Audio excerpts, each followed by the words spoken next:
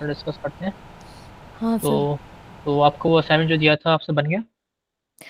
Sir last time वाले में मतलब दिक्कत आ रही थी। फर्स्ट क्वेश्चन तो मतलब लगभग लगभग बन गया था, लेकिन एक आउटपुट थोड़ा गलत आ रहा था, और सेकंड वाला क्वेश्चन नहीं बना था।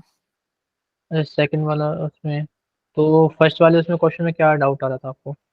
मतलब मैंने मतलब जिस हिसाब से मैंने कोड किया था उस हिसाब से आंसर आना चाहिए था, सक्सेसफुल वाला। अच्छा। और और तो आपने आंसर इसमें इनकरेक्ट भेजा, था। हाँ आपने भेजा था इसमें इनकरेक्ट पासवर्ड आ रहा है इसमें। हाँ। तो इसमें आपने जो इसमें वो लगाए थे ना इफ एल्स स्टेटमेंट, हम्म। जैसे जहाँ पे आपने जो फंक्शन आया था यूजर इनपुट टू, हम्म। और जहाँ पे आपने इफ एल्स स्टेटमेंट लगाया था उसके बाद, तो आपने क्या किया, जो अलग अलग इफ एल्स स्टेटमेंट लगा दिया ना, पहले आपने ये लगा दिया यूजर नेम ले लिया, फिर आपने इफ स्टेटमेंट लगा के चेक किया, फिर दूसरा वो आपने लगा दिया है ना, पासवर्ड ले हाँ। लिया इनपुट यूजर का। तो हाँ। आपको जो स्टेटमेंट लगाया है इफ वाला, इसको आप बाद में लगाओ, मतलब जो पहले यूजर का इनपुट ले लो और पासवर्ड भी ले लो, और इफ स्टेटमेंट ऐसा लगाओ जिसमें आपको बताया था ना एंड और ऑपरेटर यूज करते थे, कि मतलब इफ कंडीशन वन लिख दी, जैसे user two in hmm. F two dot read and, है ना, एंड लगा सर देते हैं। एक बार आप स्क्रीन शेयर करके दिखा दो तो। हाँ रुको, मैं एक बार आपको एक कोड में करके दिखाई दूंगा पूरा। सेकंड में,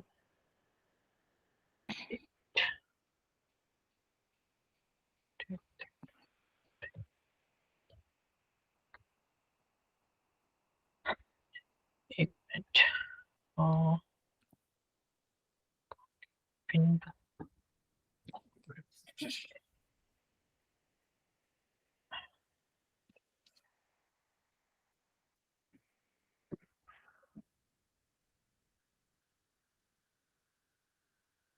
स्क्रीन दिख रही है? हम्म। ठीक है, तो आपका ये इसमें ये कोड था ना? हाँ सर। ठीक है, तो इसमें जैसे मैं इसको बी एस कोड में कॉपी किया, और इसमें थोड़ा कुछ वो करना पड़ेगा। हाँ ये है, इसमें इसमें अच्छे से कॉपी नहीं हुआ, इसको पहले ठीक कर दूँ।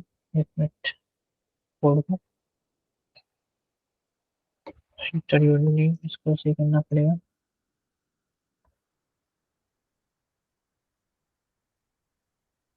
ठीक है, और ये इधर ऐसे आपने कोड सही किया था ये, लेकिन थोड़ा इसमें और अच्छा कर सकते हैं इसमें आप, है ना, जैसे इसमें वो लगा सकते हो स्टेटमेंट, इफ एल्स स्टेटमेंट शुरुआत नहीं, कि जैसे आपने इधर फंक्शन अभी क्या है कि अलग अलग रन कर दिए, इसमें आप हम्म। बेसिकली एक पूरा इफ एल्स स्टेटमेंट लगा सकते हो, कि उसमें ऑप्शन आ जाए यूजर के पास कि आप साइन इन करना चाहते हो, लॉगिन करना चाहते हो, तो उसमें आप ऐसा लगा सकते हो इफ एल्स स्टेटमेंट कि अगर यूजर ने लॉगिन सेलेक्ट किया तो लॉगिन वाला फंक्शन रन हो जाए, और अगर यूजर ने सेलेक्ट किया कि वो साइन अप या रजिस्टर करना चाहता है, तो वो वाला फंक्शन रजिस्टर वो इन्वोक हो जाए, एक्टिवेट, है ना। तो आप इसमें ये भी ऐसे लगा सकते हैं, थोड़ा और अच्छा हो जाएगा ये, क्योंकि अभी तो इसमें आपने इतना ही किया है कि बस आपने वो लिया है इनपुट और इसमें फाइल में सेव कर दिया है ना। तो इसमें थोड़ा मतलब और बेहतर बन सकता है इसको, कि आप ऑप्शंस में ऐड कर सकते हैं कि लॉगिन कैसे करना है, साइन अप की यूजर सेलेक्ट कर सकता है। इसमें तो अभी जैसे आपने इसमें आप फंक्शन जो इन्वोक करेंगे सिर्फ वही हो रहा है इसमें, है ना। तो इसमें वो भी कर सकते हो, इसमें जैसे वो करना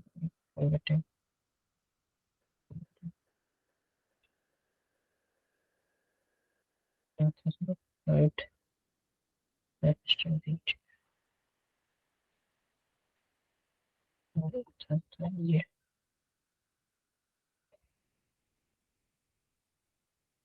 ठीक है। हाँ, बताइए।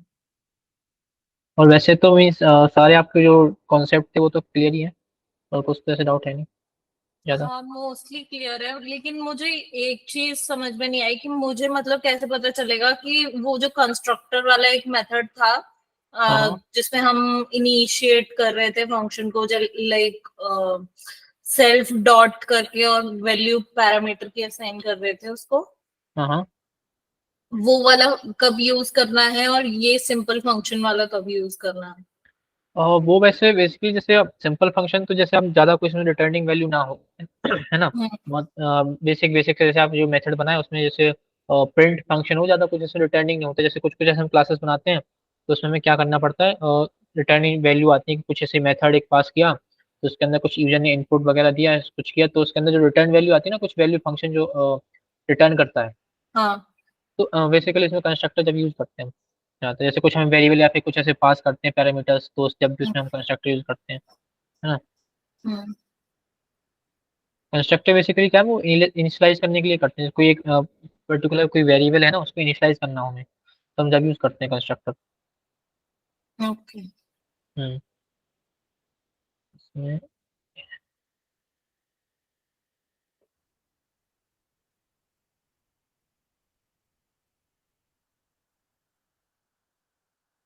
और कितना इसके बाद था ये, फिर ये इसके अंदर था ये, ठीक है। ठीक है।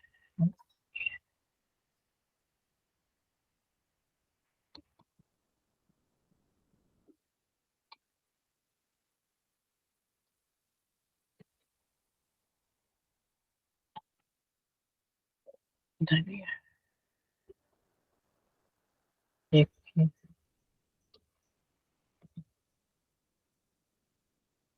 और एक,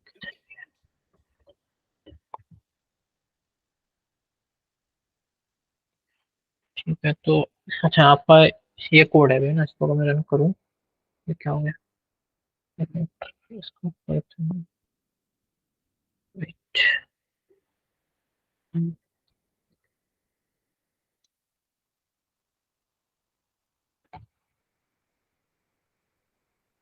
हाँ, इसमें फॉर्मेट नहीं आया।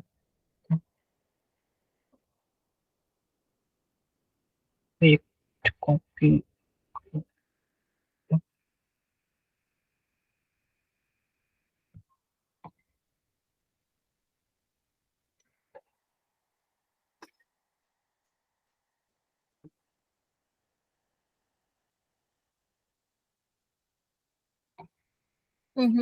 कोड फिर से वैसे ही हो गया। अरे यार shit। सर मैं अपनी स्क्रीन शेयर करके दिखाऊं क्या? हाँ, आप अपने एक काम को अपनी स्क्रीन शेयर करता हूँ, थोड़ा कोड वगैरह एडिट करना पड़ेगा उसमें मुझे। ठीक है।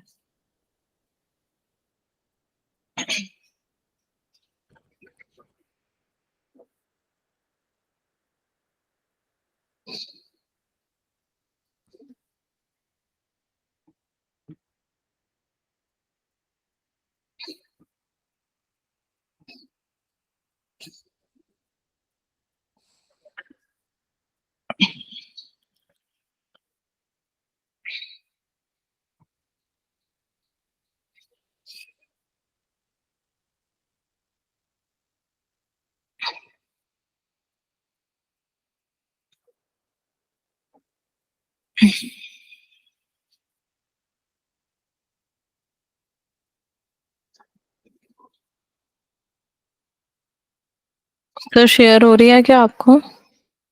हाँ, हो गई। ओके।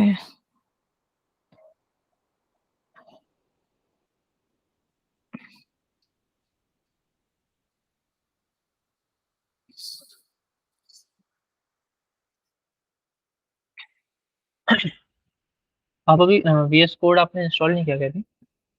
सर वीएस कोड मैंने कर लिया था, लेकिन मैंने ये मतलब पहले से आता था तो इस पे मेरे को सही लग रहा था करने में। हाँ, क्योंकि हाँ, आपको VS कोड करना पड़ेगा। जैसे अब आज हम जैसे वेब डेवलपमेंट थोड़ा देखेंगे पाइथन में, ठीक है, हम्म। उसमें करते हैं, तो आपको उसमें VS कोड की जरूरत पड़ेगी।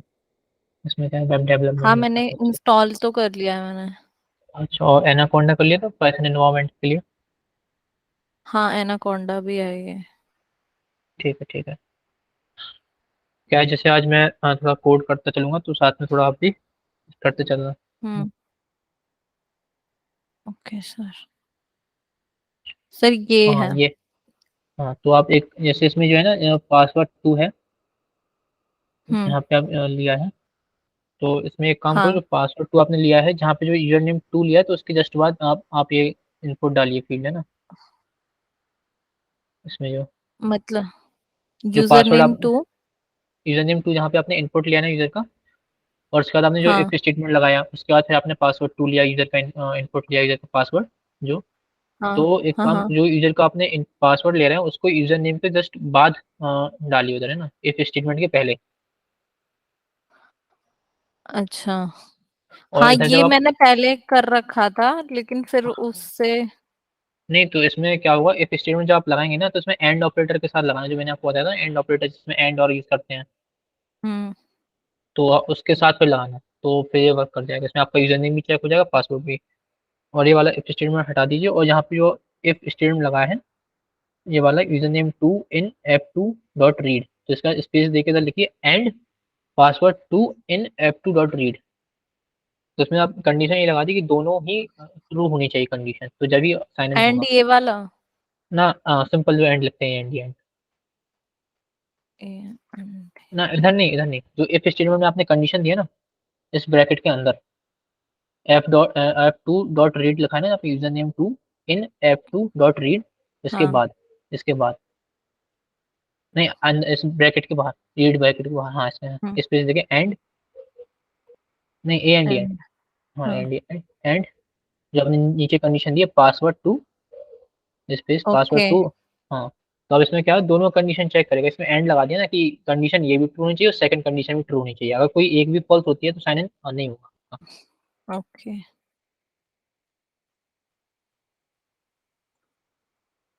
हाँ इसमें इस पे एंड का स्पेस दे दीजिए दो बार, हाँ दो बार पेस्ट। हम्म।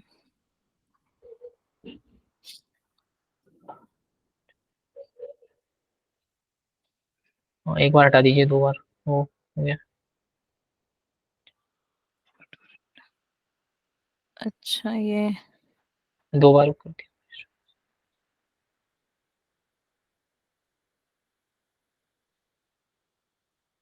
हाँ एक ब्रैकेट लगा, ब्रैकेट हट गया, पैरेंथेसिस क्लोज, हाँ बस।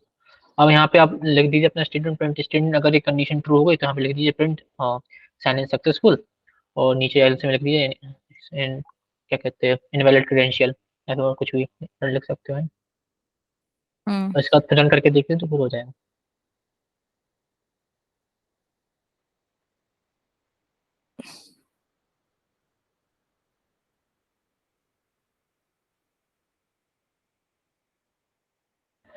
इसका इंटेंडेशन सही कर दो, इसका जो प्रिंट है जस्ट इसका। हम्म।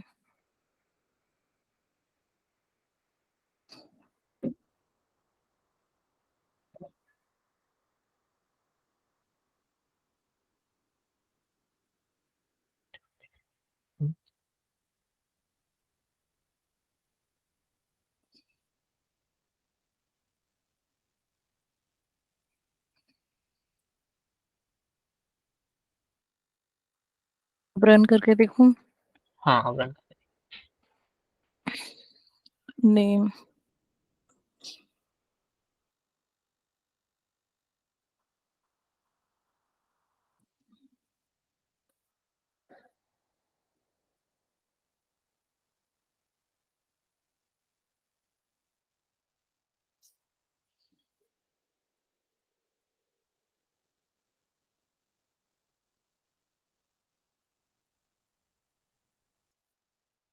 ये आ रहा है फिर से, इनवैलिड क्रेडिट्स, जबकि मैंने सही दिया है। एक मिनट, किसमें, इसको जो पहले जब मैंने रन किया था तो उसमें यही मैंने किया था तो हो गया था उसमें। इसमें पासवर्ड, हमने यूजर नेम डाला ये, इसमें यूजर नेम चेक है, यूजर नेम पासवर्ड एंड, ये मैंने इसको वीएस कोड में रन किया था मैंने, तो ये चल रहा था, मीन्स इसमें ये दिक्कत नहीं आनी थी, या फिर शायद कुछ कंप्यूटर का रन ना हो, क्योंकि मैंने इसको जब वीएस कोड में रन किया था ना, तो एक मिनट में रन करके दिखाता हूँ आपको, कोड सही करके मैंने, अच्छा। एक वी वीएस कोड ओपन कर दे। एक मिनट में दिखाता हूँ।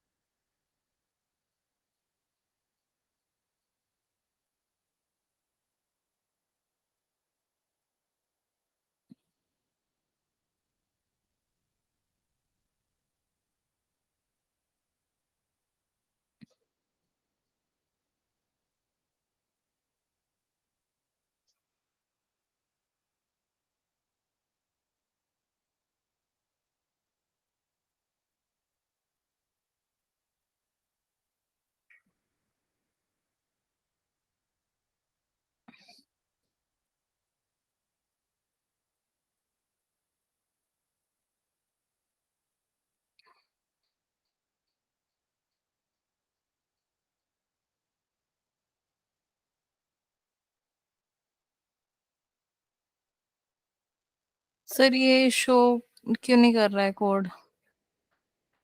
एक मिनट, इसमें यस, यस आई ट्रस्ट चौथा इसमें।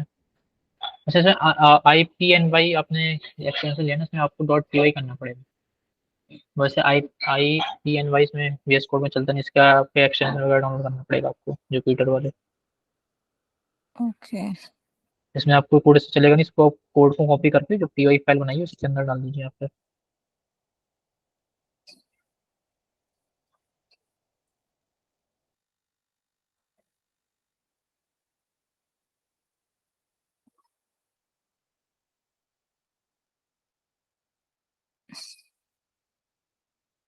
सर अब ये रन करेगा ना? फिर ये क्या हो रहा आप है? ये वो आप, अच्छा आपने डायरेक्ट एक्सटेंशन चेंज कर दिया ना ऐसे, तो दिक्कत दे जाएगा। आप एक अलग फाइल बनाइए, उसका .py एक्सटेंशन करके कोड कॉपी पेस्ट कर दीजिए। वो ऐसे चलेगा नहीं, क्योंकि वो जुपिटर फाइल थी ना, तो उसमें जुपिटर हम्म, फाइल में क्या कुछ अलग से उसमें और चीज़ होती है एक्सटेंशन, तो आपने वो फाइल का वो एक्सटेंशन चेंज किया तो दिक्कत आ गई इसमें इसलिए। क्या था ये IPNY? हाँ IPN नोटबुक होते हैं जुपिटर वाले में, IPN।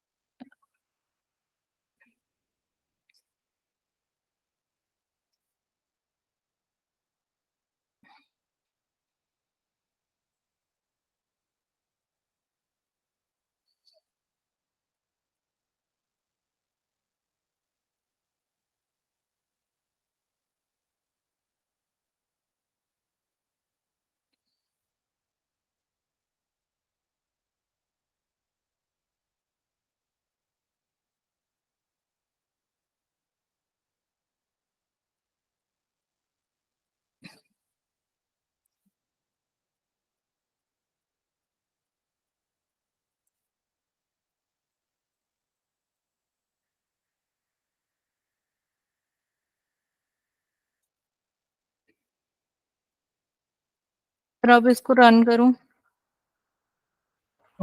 एक मिनट, हाँ अब रन करके देखिए इसको। पाइथन इंटरप्रेटर सेलेक्ट करने के लिए सिलेक्ट पाइथन इंटरप्रेटर, हाँ आपका जो है बेस, इसी को सिलेक्ट कर लीजिए, वो पाइथन जो बेस आ रहा है। हाँ इसी को।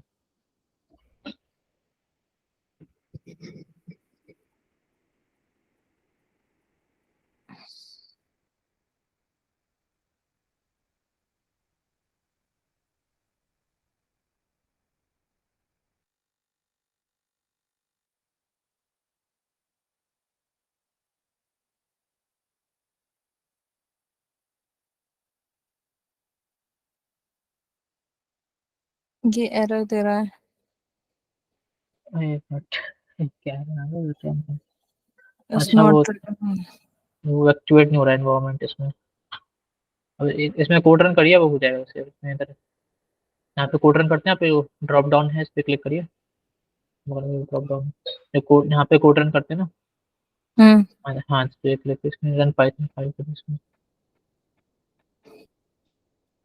यहाँ बन मेरा है क्लास है, सी मशीन।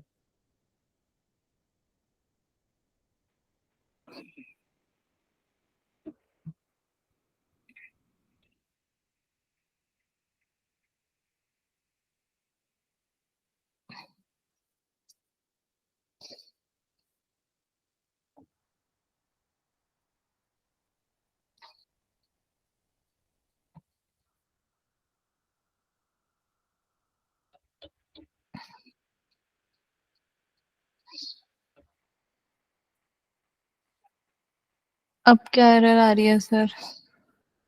इसमें है इनवैलिड टेक्स्ट। रन करना फिर से, हम्म। रन करो फिर से।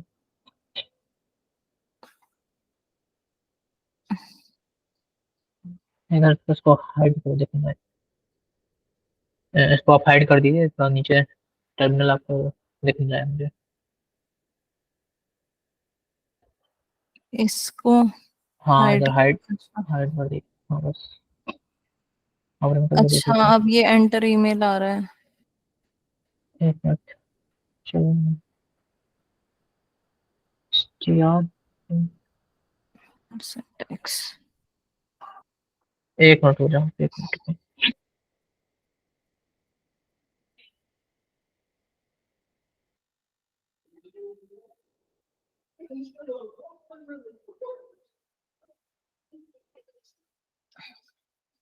हाँ एक मिनट रुको आप, इधर मेरा देखिए जिसमें मैंने किया है कोड, इसका मैंने सही कर लिया, मैं अभी स्क्रीन शेयर कर रहा हूँ, अपना देखना। Okay sir.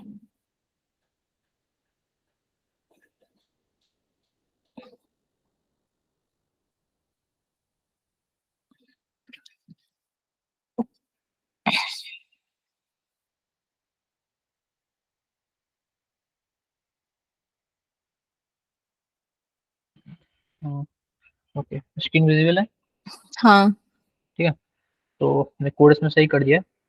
इसका क्या हम्म। किया, जो जो एफ टू डॉट रीड है ना, हम्म। में जो आप रीड कर रहे थे उसको एक वेरिएबल में स्टोर कर दिया, मीन्स इसका जो डेटा आ रहा है हम्म। उसका एक वेरिएबल में स्टोर कर लिया। ठीक है, अब हम्म। मैंने इसको इस स्टेटमेंट से हटा दिया मैंने, और अगर अब मैं इसको रन करूँ तो जैसे अभी मैंने सिर्फ वो चला रहा हूँ, है ना, लॉगिन वाला फंक्शन चला रहा हूँ सिर्फ अभी। तो हम्म। इसमें मैंने कर दिया टेस्ट वन टू, जो मैंने अभी बनाया था, यूजर नेम हम्म। और पासवर्ड अगर मैंने लगा दिया जो मैंने बनाया था, फिर आगे इसमें साइन सक्सेसफुल। ठीक है, अगर आप इसमें इसमें चेक करोगे तो इसमें ठीक है, और इसमें अगर मैं गलत डालता हूँ यूजर नेम, जैसे यूजर नेम गलत डाल दिया मैंने और पासवर्ड सही डाल दूँ तो गलत आ जाएगा इसमें, है ना। हम्म। तो इसमें छोटा सा नहीं करना था, इसमें डेटा को एक वेरिएबल के अंदर स्टोर करके इफ एल्स स्टेटमेंट का ये साथ में लगाना है, दोनों कंडीशन को साथ में चेक करोगे। क्या है, ओके। कभी कभी कंपाइलेशन या रन टाइम एरर आते हैं, हम्म। तो इसलिए अगर कुछ रन टाइम एरर होगा इसलिए वो आपका वो दिखा रहा था सक्सेसफुल साइन, ओके। इसलिए। हाँ, और इसमें थोड़ा आप और अच्छा बना सकते हो, इसमें जैसे एक इफ स्टेटमेंट लगा के ट्राई कर सकते हो कि इसमें यूजर से मांग सकते हो कि लॉगिन करना चाहता है, साइन अप, अगर वो लॉगिन करे तो ये वाला फंक्शन वो कर दे साइन इन के लिए, ये वाला फंक्शन वो कर दे साइन अप के लिए, है ना। हम्म। हम्म। तो उसमें आप थोड़ा और इसमें अच्छा बना सकते हो इम्प्रूव। इसको। हाँ, हाँ। तो इसको थोड़ा ट्राई करना है, इसको और इम्प्रूव करने की, है ना, थोड़ा अच्छा ठीक लगेगा। है। ठीक है, और फिर इसके बाद आपका जो दूसरा वाला उसमें क्या दिक्कत थी। सेकंड वाले में मुझे ये समझ में नहीं आ रहा था कि अगर हमने किसी क्लास में कोई वेरिएबल डिक्लेयर किया है हम्म। और नहीं, हमने क्लास में एक मेथड बनाया ठीक है। और उसके अंदर एक वेरिएबल डिक्लेयर किया, तो ठीक है, हम दूसरा फंक्शन मतलब जो तो दूसरा फंक्शन है उसमें कैसे कैसे बताऊं, दूसरे फंक्शन के मेथड, अंदर हाँ वेरिएबल हाँ इसको वो वो वेरिएबल कैसे एक्सेस कर पाएंगे। वो जो मैंने आपको सेल्फ बताया था, सेल्फ डॉट करके ऐसे आप ट्राई कर सकते हो। ऐसे आपने ट्राई किया था, जो मैंने जैसे सेल्फ करके आप जो कंस्ट्रक्टर बना रहे थे ना मेथड हम्म। का, तो जैसे आपको मैंने बताया था कि जैसे कोई वेरिएबल पास करते थे तो self dot name equal to name ऐसे कर देते थे, है ना। हाँ। तो एक नहीं, ऐसे वो तो सेम फंक्शन में हो गया ना, दूसरे फंक्शन का दूसरे फंक्शन में। दूसरे, नहीं जैसे एक मिनट रुकना, मैं इसमें क्लास में बताया था, एक मिनट, इसमें क्लास कहाँ गई, क्लास क्लास क्लास, हाँ जैसे हमें स्क्रीन स्क्रीन दिख रही है ना मेरी, हाँ हाँ। जैसे मैंने पिछले क्लास में जैसे बनाया था ना क्लास से क्लास व्हीकल। हम्म। ठीक है, तो इसके अंदर जैसे एक इनिशियलाइज किया था फंक्शन मैंने ये, हम्म। ठीक है, कंस्ट्रक्ट उसमें जैसे मैंने वो वेरिएबल डिफाइन किया था ना कि वो brand self dot brand equal to brand. Hmm. अब मैं वो दूसरे मेथड में इस तरीके से एक्सेस कर पा रहा हूँ, ये जो वो थे पैरामीटर उसको मैंने उसका कंस्ट्रक्टर के थ्रू उनको इनिशियलाइज किया मैंने पहले मैंने, और बाद में हम्म। उनको मैं अब पूरी क्लास में कहीं भी यूज कर सकता हूँ, जैसे मैंने जो सेल्फ डॉट ब्रांड है उसको मैं कहीं भी आगे यूज कर सकता हूँ ना। हाँ, अच्छा। तो इसी तरीके से आप यूज कर पाएंगे इसमें। जैसे आपने उधर जो फंक्शन आया था उसको शायद इनिशियलाइज नहीं किया था आपने ना, सिंपल आपने सिर्फ हाँ डिटेल। इनिशियलाइज, क्योंकि हमें यूजर का इनपुट लेना है तो हम इनिशियलाइज कैसे करेंगे। इनिशियलाइज बेसिकली आपको उसके जो वेरिएबल्स होते हैं उनको इनिशियलाइज करना पड़ता है ना, जैसे इधर जो आप देखो सर जो व्हीकल्स थे, है ना, तो हमने हम्म। जो हमें पैरामीटर चाहिए थे ब्रांड और कॉस्ट, तो पहले हमने एक कंस्ट्रक्टर के अंदर इन जो पैरामीटर्स को इनिशियलाइज कर लिया। अब हम इनको यूज कर सकते हैं आगे, जैसे मैंने अब जो मैंने इधर किया ना सेल्फ डॉट ब्रांड, तो अब हाँ। एक मान के चलिए एक सिंगल वेरिएबल बन गया है ना, तो इसको मैं कहीं भी पूरी क्लास में यूज कर सकता हूँ, इनपुट लेने के लिए यूज कर सकता हूँ, तो इसके अंदर मैं इनपुट स्टोर कर सकता हूँ, वो इनपुट इसके अंदर स्टोर हो जाएगा वेरिएबल के अंदर, बाद में नीचे जैसे मैंने दिखाया था उस तरीके से हम दिखा सकते हैं फिर। नहीं मतलब अगर हम ये वाला क्या कहते हैं क्लास को एक्सेस करना चाहेंगे तो हमें इसी तरीके से तो करना पड़ेगा कि एक ऑब्जेक्ट बनाना पड़ेगा फिर वो एक्सेस करेगा उसको। हाँ तो तो ऑब्जेक्ट उसके बनाए। लिए हमें ये जो इनिट फंक्शन लिया है हमने, हाँ तो हाँ। इनिट फंक्शन के पैरामीटर्स भी देने पड़ेंगे क्योंकि हमने पैरामीटर्स ले रखे हैं ब्रांड एंड कॉस्ट। हाँ तो जैसे आप यूजर से तो फिर इनपुट वो लेंगे। इनपुट कैसे हो गया? नहीं तो इनपुट जैसे यूजर से आप इधर आपने पैरामीटर डिफाइन कर दिए, ठीक है, आपने जैसे इधर क्लास इनिशियलाइज करने से पहले जैसे हमने जो चाहिए था तो इधर मैंने बना दिया कुछ भी, जैसे ब्रांड के नाम से इधर मैंने वेरिएबल बना दिया, ठीक है, हम्म। और मैंने इधर यूजर से इनपुट ले लिया, ठीक है, इनपुट लेके वो इधर मैं पास कर दूंगा बस, इसके अंदर ऐसे ऐसे पास कर दूंगा बस। ओके। तो समझ। बेसिकली जैसे इनपुट यूजर का गया है ना, तो यूजर ने हम्म। इनपुट लिया, अभी जैसे अभी मैंने स्ट्रिंग दिया तो स्ट्रिंग गया, अब वो स्ट्रिंग इस वेरिएबल के अंदर स्टोर हो गया, अब वो वेरिएबल इस क्लास के अंदर मैंने पास कर दिया, मतलब एट द एंड स्ट्रिंग गई ना, यूजर ने जो इनपुट दिया हम्म। था वही गया, हम्म। अब वो इसके अंदर क्लास के अंदर चला जाएगा, सिंपल सा, समझ गए। है ना, तो ऐसे इसमें इनपुट दे सकते हो। क्लास में तो ठीक वो है। वेरिएबल इसलिए दिए जैसे कि हमें कुछ कैलकुलेशन वगैरह या फिर कुछ दिखाना है, तो वेरिएबल तो उसके लिए चाहिए पड़ेगा ना, कि जैसे हमें ब्रांड से दिखाना है कि ब्रांड ये है, तो हम्म। उसके लिए हमें वेरिएबल चाहिए पड़ेगा। अब इस वेरिएबल के अंदर हम एक पैरामीटर या फिर यूजर का इनपुट कैसे पास करेंगे, तो उसके लिए हम इनपुट फील्ड चाहिए पड़ेंगी, तो हम बना के उसके एक वेरिएबल के अंदर स्टोर करके और पास करा देंगे इसके अंदर। ठीक है, समझ गई। तो उसमें ऐसे यूज कर पाएंगे आप, है ना। हम्म। और कोई डाउट? बस इतना ही था। अच्छा सही है, चलो ठीक है फिर, है ना, तो इसको अब थोड़ा इनको देखना है ना, इम्प्रूव करना थोड़ा और ठीक है सर। प्रैक्टिस करना थोड़ा और।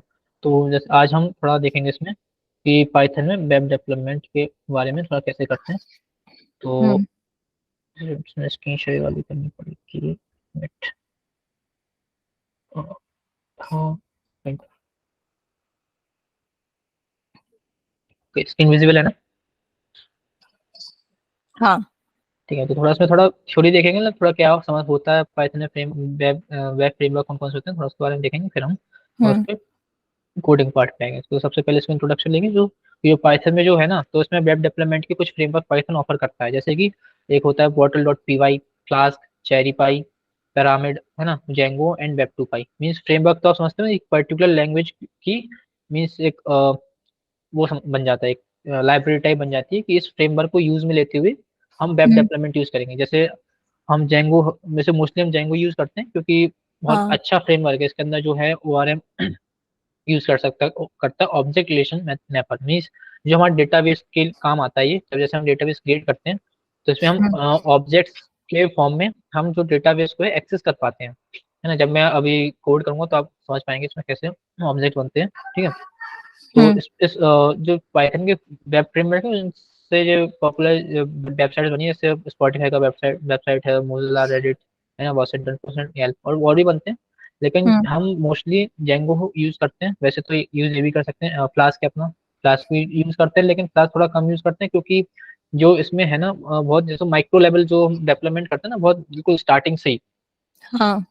तो फ्लास्क उसमें थोड़ा काम में आता है। लेकिन जब जेंगो हम बनाते हैं तो कुछ चीज़ जेंगो हमें पहले से प्रोवाइड कर देता है, इसकी जो सेटिंग्स वगैरह होती है, थोड़ा जो लाइब्रेरी मैनेजमेंट होता है, फाइल मैनेजमेंट होता है, जेंगो में थोड़ा इजी पड़ता है, कुछ चीज़ें पहले से बना दे देता है जेंगो के अंदर। जैसे हमको एक एडमिन पैनल मिलता हम्म। है ना, जिसके थ्रू हम डेटाबेस को एक्सेस कर पाते हैं, क्योंकि जेंगो में एक इनबिल्ट डेटाबेस भी आता है, एसक्यूएल लाइट, है ना, सुना होगा आपने इसके बारे में। हम्म। तो जेंगो में ये इनबिल्ट आता है। फ्लास्क में क्या है कि इसमें डेटाबेस ऐसे इनबिल्ट नहीं आता, हमें डेटाबेस खुद चूज करना पड़ता है। इसके अंदर होता है एसक्यूएल अल्केमी करके होता है, तो हाँ। उसका एक वो मॉड्यूल होता है, तो उसको इंपोर्ट करके उसमें डेटाबेस बनाना पड़ता है। मीन्स थोड़ा इसमें थोड़ा कॉम्प्लिकेटेड होता है फ्लास्क में ना। मीन्स अगर कोई बिगिनर है तो उनके लिए उसके लिए फ्लास्क, चेरी पाई वगैरह थोड़ा बहुत हार्ड हो सकता है, लेकिन अगर हम एक बिगिनर हैं तो हम शुरुआत में जेंगो प्रेफर करेंगे, क्योंकि थोड़ा इजी पड़ता है, इससे समझने में आसानी पड़ेगी, है ना। हम्म। ठीक है। और ये जेंगो जेंगो के थोड़ा इसमें कुछ एडवांटेजेस हैं, कि हम्म। जेंगो क्या है, वो जो मैंने आपको बताया, इसमें मल्टीलिंगुअल सपोर्ट है, इंटरनेशनलाइजेशन, मीन्स मल्टीपल लैंग्वेज में जेंगो में होती है ना, मल्टीपल लैंग्वेज में कर सकते हैं। इसके अंदर कुछ फ्रेमवर्क का सपोर्ट होता है, Ajax, RSS, sketching and various other framework. ये कुछ फ्रेमवर्क हैं जो जेंगो से बैकएंड बनाते हैं ना, कि एक हम्म पर्टिकुलर जो वेबसाइट है, मीन्स वो हम्म कैसा कैसे वर्क करेगी, कैसे रिस्पॉन्स करेगी, किस तरीके से यूजर का इनपुट लेगी, किस तरीके से यूजर को आउटपुट दिखाएगी, किस तरीके से जो रिक्वेस्ट सॉरी डेटाबेस से किस तरीके से रिलेशन बनाएगी ना ऑब्जेक्ट्स का। तो हम्म उनमें थोड़ा ये जो फ्रेमवर्क है वो काम आते हैं, Ajax, RSS, sketching and various, है ना, कुछ ऐसे हम्म फ्रेमवर्क हैं। और इसमें हम कुछ यूजर इंटरफेस भी देता है हमें जेंगो का, जो मैंने आपको बताया ना, एडमिनिस्ट्रेटिव एक्टिविटीज, मतलब एडमिन पैनल जेंगो में पहले से देता है। ठीक है, उसके थ्रू हम क्या कर पाएंगे कि हमारे जो एडमिन पैनल के थ्रू हम जो डेटाबेस होगा उसको हम डायरेक्टली एक्सेस कर पाएंगे। ठीक है, ठीक तो है। उसमें थोड़ा इजी पड़ता है उससे, और इसमें डेवलपमेंट इन्वायरमेंट देता है, मीन्स थोड़ा लाइट वेट होता है, और अच्छा से एक इन्वायरमेंट हमको प्रोवाइड करता है जेंगो का, जिससे हम थोड़ा डेवलपमेंट आसानी से कर पाते हैं। हम्म ठीक है, और ये जेंगो थोड़ा एक आर्किटेक्चर है कि जेंगो किस तरीके से काम करता है। हम्म ओके, तो जेंगो का वैसे आर्किटेक्चर होता है एम बी, वैसे वैसे तो होता है, दो आर्किटेक्चर होते हैं, एम बी टी और एम वी सी। ठीक है, जो hmm Django mostly Django M V C means full form होता है मॉडल व्यू कंट्रोलर। ठीक है, कंट्रोलर। और एम वी टी होता है मॉडल व्यू टेम्पलेट। ओके। ठीक है, तो वैसे जेंगो एम वी सी और एम वी टी दोनों पर करता है, लेकिन अभी हम एम वी टी आर्किटेक्चर देखेंगे जेंगो का, मॉडल व्यू टेम्पलेट। जेंगो में हम जब डेवलपमेंट करते हैं तो उसमें हम मॉडल्स बनाते हैं, मॉडल्स बनते हैं जो डेटाबेस से एक्सेस कर पाते हैं इसके थ्रू।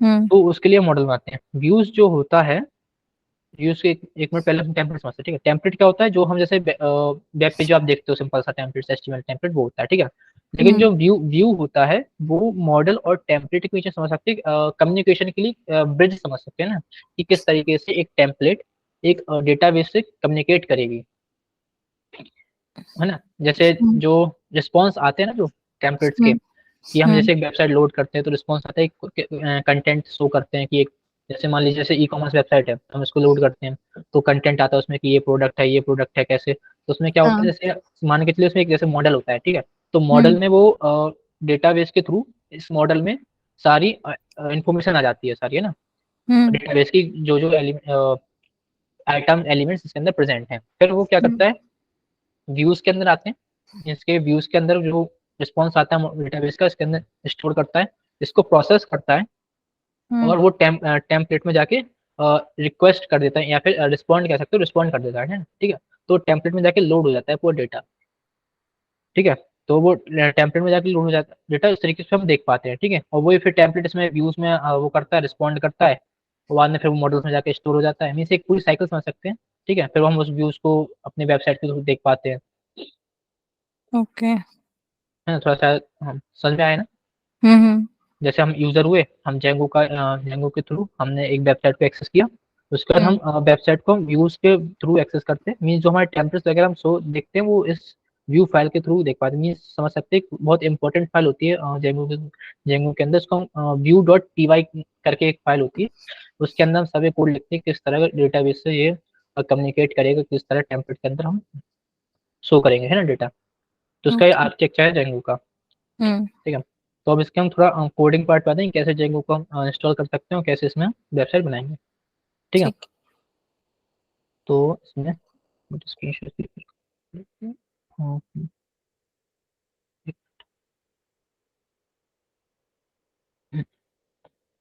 ठीक है, तो विजिबल है। हाँ। ठीक है, तो सबसे पहले हम क्या करेंगे, हम पहले जेंगो को इंस्टॉल करेंगे, कैसे जेंगो को इंस्टॉल कर सकते हैं। ठीक है, हम्म। उसके पहले अपना एक एनाकोंडा में अपना इन्वायरमेंट बनाते हैं। वैसे एनाकोंडा को यूज करना आता है, कि मतलब किस तरह किस तरीके से उसमें इन्वायरमेंट बना सकते हैं हम।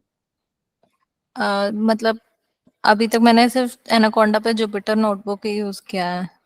अच्छा, जुपिटर इसमें एनवायरनमेंट बनाते हैं, तो एनाकोंडा में हम वैसे इधर से कोड के थ्रू बना सकते हैं, कि इसका कोड होता है कोंडा क्रिएट और एनवायरनमेंट का नेम, नहीं तो हमारे एनाकोंडा है उसका इंटरफेस के थ्रू बना सकते हैं। एक बार जैसे आपको मैं बता देता हूँ कैसे करते हैं। एनाकोंडा के इसको ओपन किया,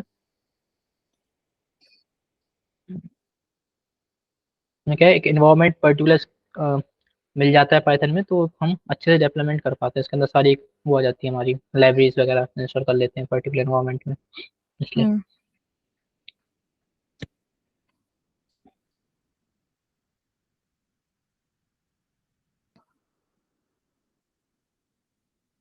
ठीक है, ये तो आपको इसमें एनवायरनमेंट्स के अंदर जाके इधर ये हम्म। हमारे इधर जो हमारे जो बने हुए इन्वायरमेंट से वो आते हैं, तो इधर हम क्रिएट कर सकते हैं इन्वायरमेंट का, इधर नेम दे सकते हैं, ठीक है, माई एन वी इन्वायरमेंट, कुछ भी ऐसे नेम दे दो उसके अंदर। तो क्रिएट कहाँ से क्या? क्रिएट, अच्छा। इधर जो बॉटम में इधर हाँ। जो क्रिएट बटन है ना, इधर से हम हम्म। क्रिएट कर सकते हैं। अच्छा, हम जो डेटाबेस, अगर इसका जो इन्वायरमेंट है, इसकी डॉट हम्म। वाई एम एल करके एक फाइल होती है, अगर वो है हम्म। तो हम इधर से इंपोर्ट भी कर सकते हैं। जो हमारे इधर से इन्वायरमेंट बनी हुई है, इधर से हम बैकअप भी कर सकते हैं। जैसे हम अगर मीन्स अगर अपना सिस्टम सेट कर रहे हैं या फिर किसी और के सिस्टम में रन करना चाहते हैं, तो इधर से हमने एक अपना इन्वायरमेंट सेलेक्ट किया, उसको बैकअप बैकअप कर देते हैं। तो उसका एक क्लाउड होता है न्यूक्लियस, उस पर भी स्टोर कर सकते हैं या फिर अपने लोकल डिवाइस स्टोरेज में भी स्टोर कर पाएंगे, है ना। हम्म। तो हम इधर क्रिएट करके अपने एनवायरनमेंट का नेम दे दो कुछ भी, और बाद में इधर लैंग्वेज सेलेक्ट कर लो, पाइथन का कौन सा वर्जन चाहिए, कौन सा लैंग्वेज चाहिए, या आर भी सिलेक्ट कर सकते हो, पाइथन सिलेक्ट कर सकते हो, ठीक है। तो हम्म। वर्जन सेलेक्ट करके क्रिएट पे क्लिक कर देंगे, और थोड़ा ये प्रोसेस होके मॉड्यूल्स थोड़ा डाउनलोड होगा, ऑटोमेटिक क्रिएट हो जाएगा ये। ठीक है। ठीक है, तो उसमें थोड़ा अ,